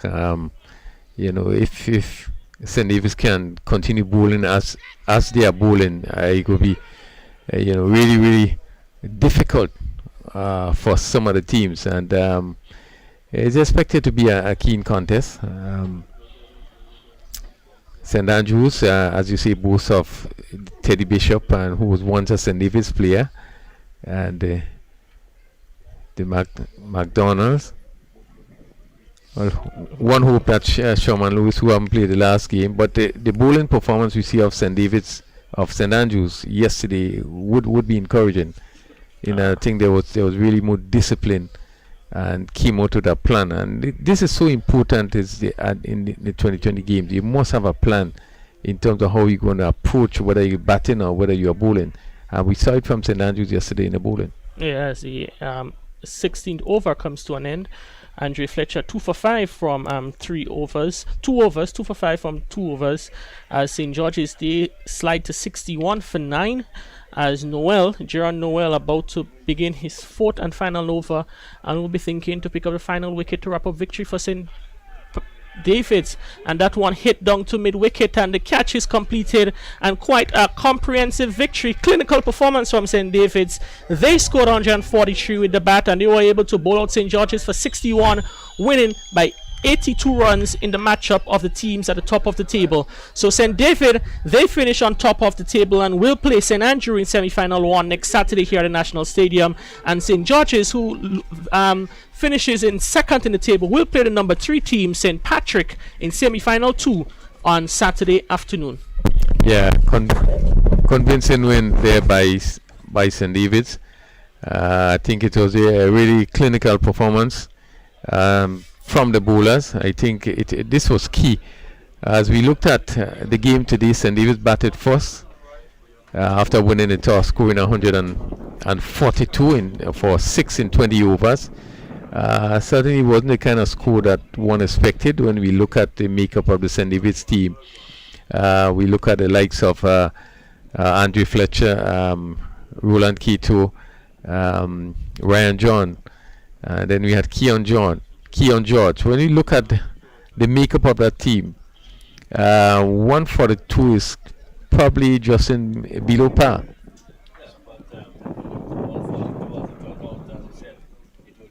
Certainly was a challenge in total for the St. George's lineup. It turned out to be that way, and the bowlers came to the party to a certain extent. St. George's never actually looked in the game. Well, maybe we can look at the batting of the St. David's team. No, St. George's, and we have to give them credit, they started pretty well in that they kept things fairly tightly. We had the wicket of Peters going very early, caught in the covers, and then we see the advent of Keon George, who really didn't last long. And then we saw, but K2, I think Fletcher got that injury. I think when he was actually running, and there was that particular single which really was none. Again, it was a misjudgment by Keon George, and he had to stretch out and just barely made it, and that really seemed to have affected him right through. Well, the batting of Keto, I thought was tremendous. He played a good inning for 44. Yeah, indeed, he did play quite well. In the end, probably should have gone on to probably score a half century. Thought it did throw it away in the end, but all in all, it added up to a fairly reasonable total. And we always felt going into that. If teams score totals in that in the 140 range, in those range.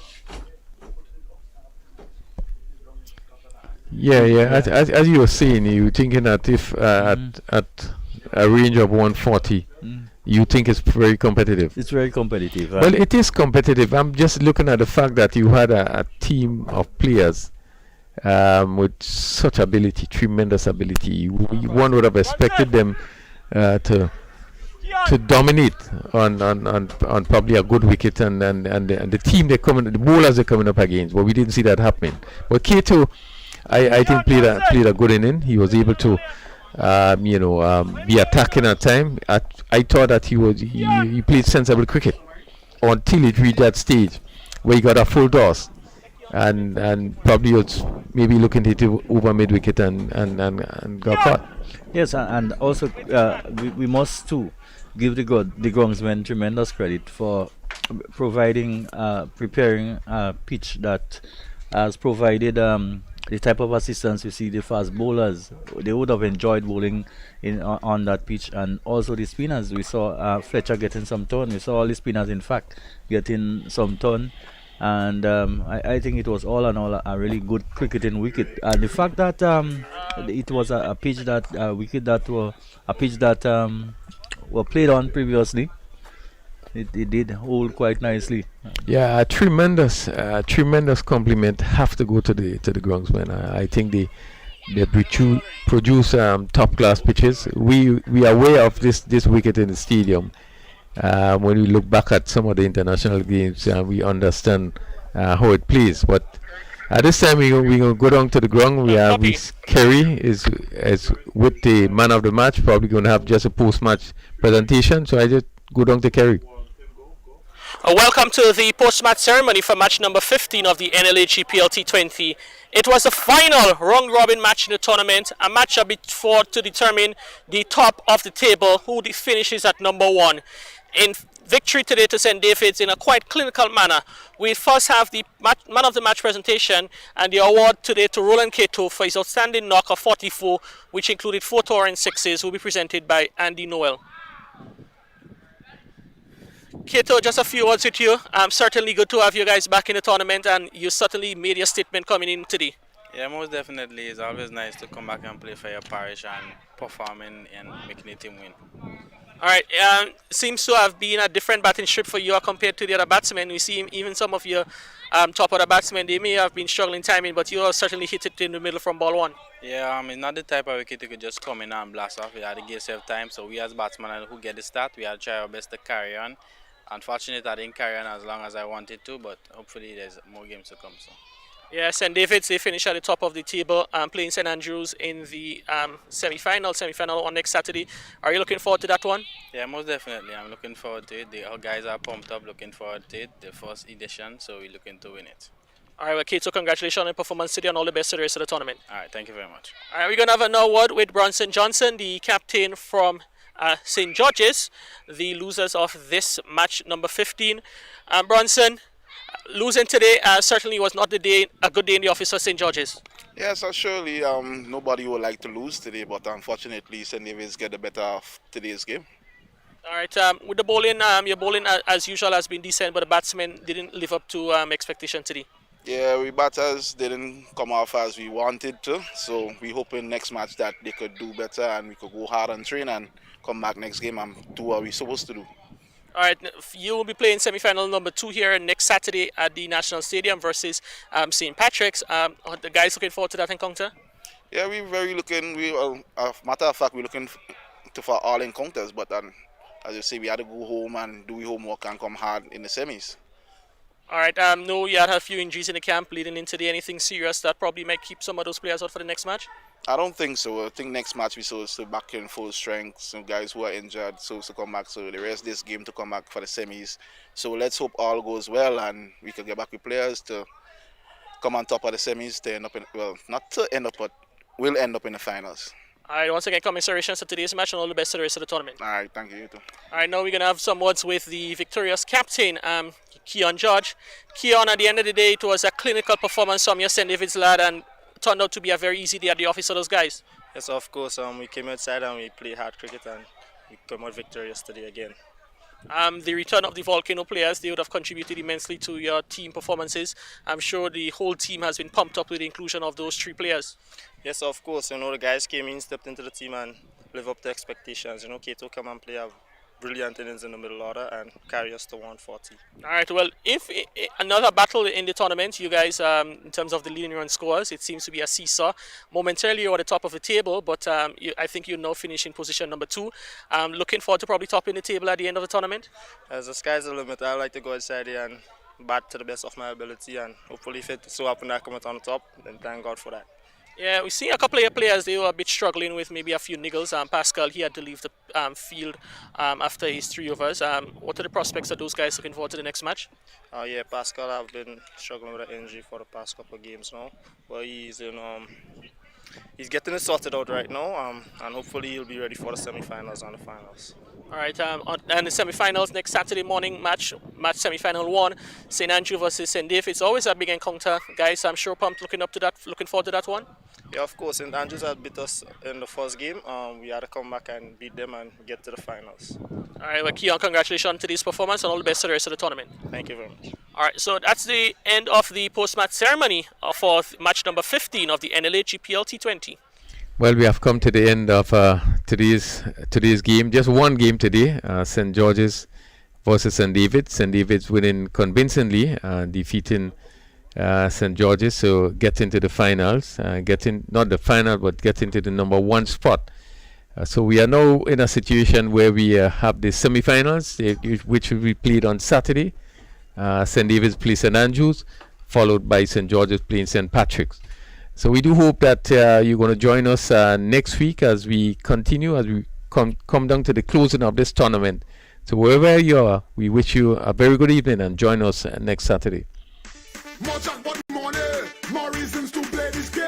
More money for way. Super 6 a bigger jackpot game. Now you love Super 6 even more. With more money. To the jackpot galore. Play more, win more, have more fun. With more jackpot money. Super 6 is my number 1. With the new and improved Super 6 game, the jackpot keep growing and growing. I'm growing. More jackpot money, more reasons to play this game. More money for way. Super 6 a bigger jackpot game. Super 6, bigger jackpots, more chances to win.